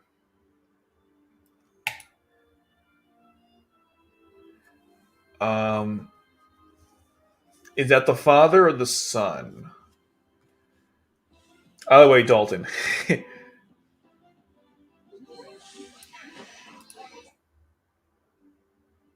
How did we lose? What the fudge? Damn it. I hate this game. Always lose these stupid fights. It's like, why do I lose? I have clearly a better team. Oh, the father? Oh, he nearly defeated Cornelia's Gloucester, and I mean that wasn't Gloucester. It was like something Quinn Rose or something. So yeah, probably Forgnar then.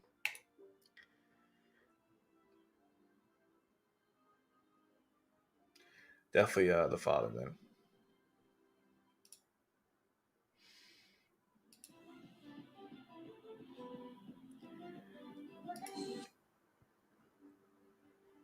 Wow, we lost 2 straight battles. You gotta be kidding me. And I had a better team going in. F my life. Okay. Well, that was awful. I'll burn out the rest of my just the cool out, huh? I don't care what you say, Louis. Piss off. All right.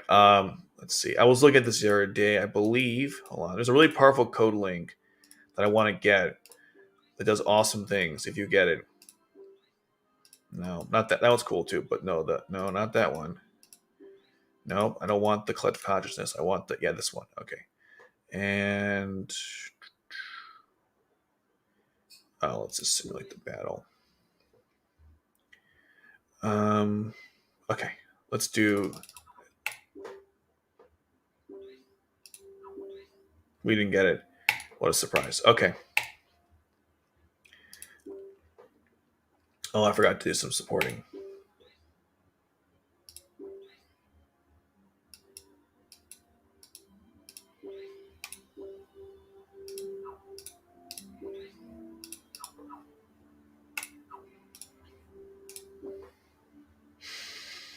Okay, let's buy some stuff.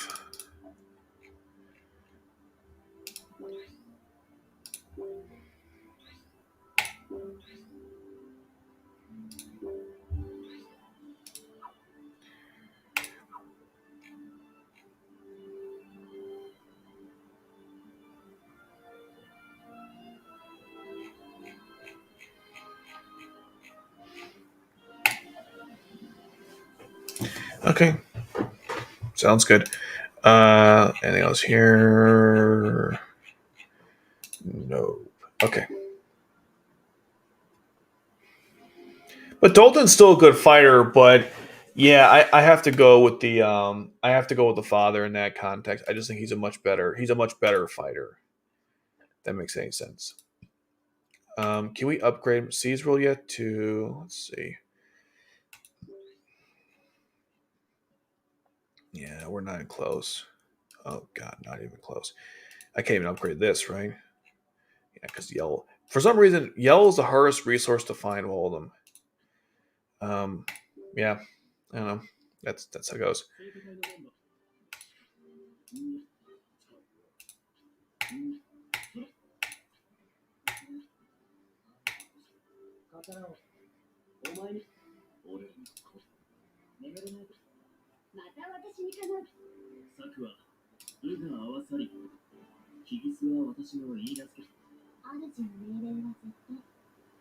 He has such big eyes.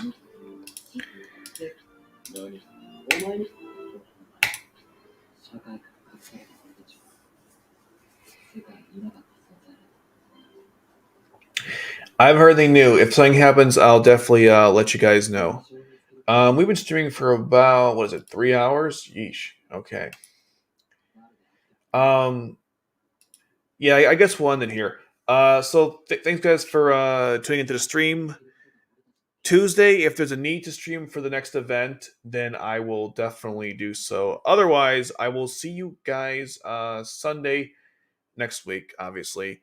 This time period looked well. Everyone seemed to be okay with the whole afternoon, so I think we'll do that going forward. But yeah, thanks guys so much. Have a good week.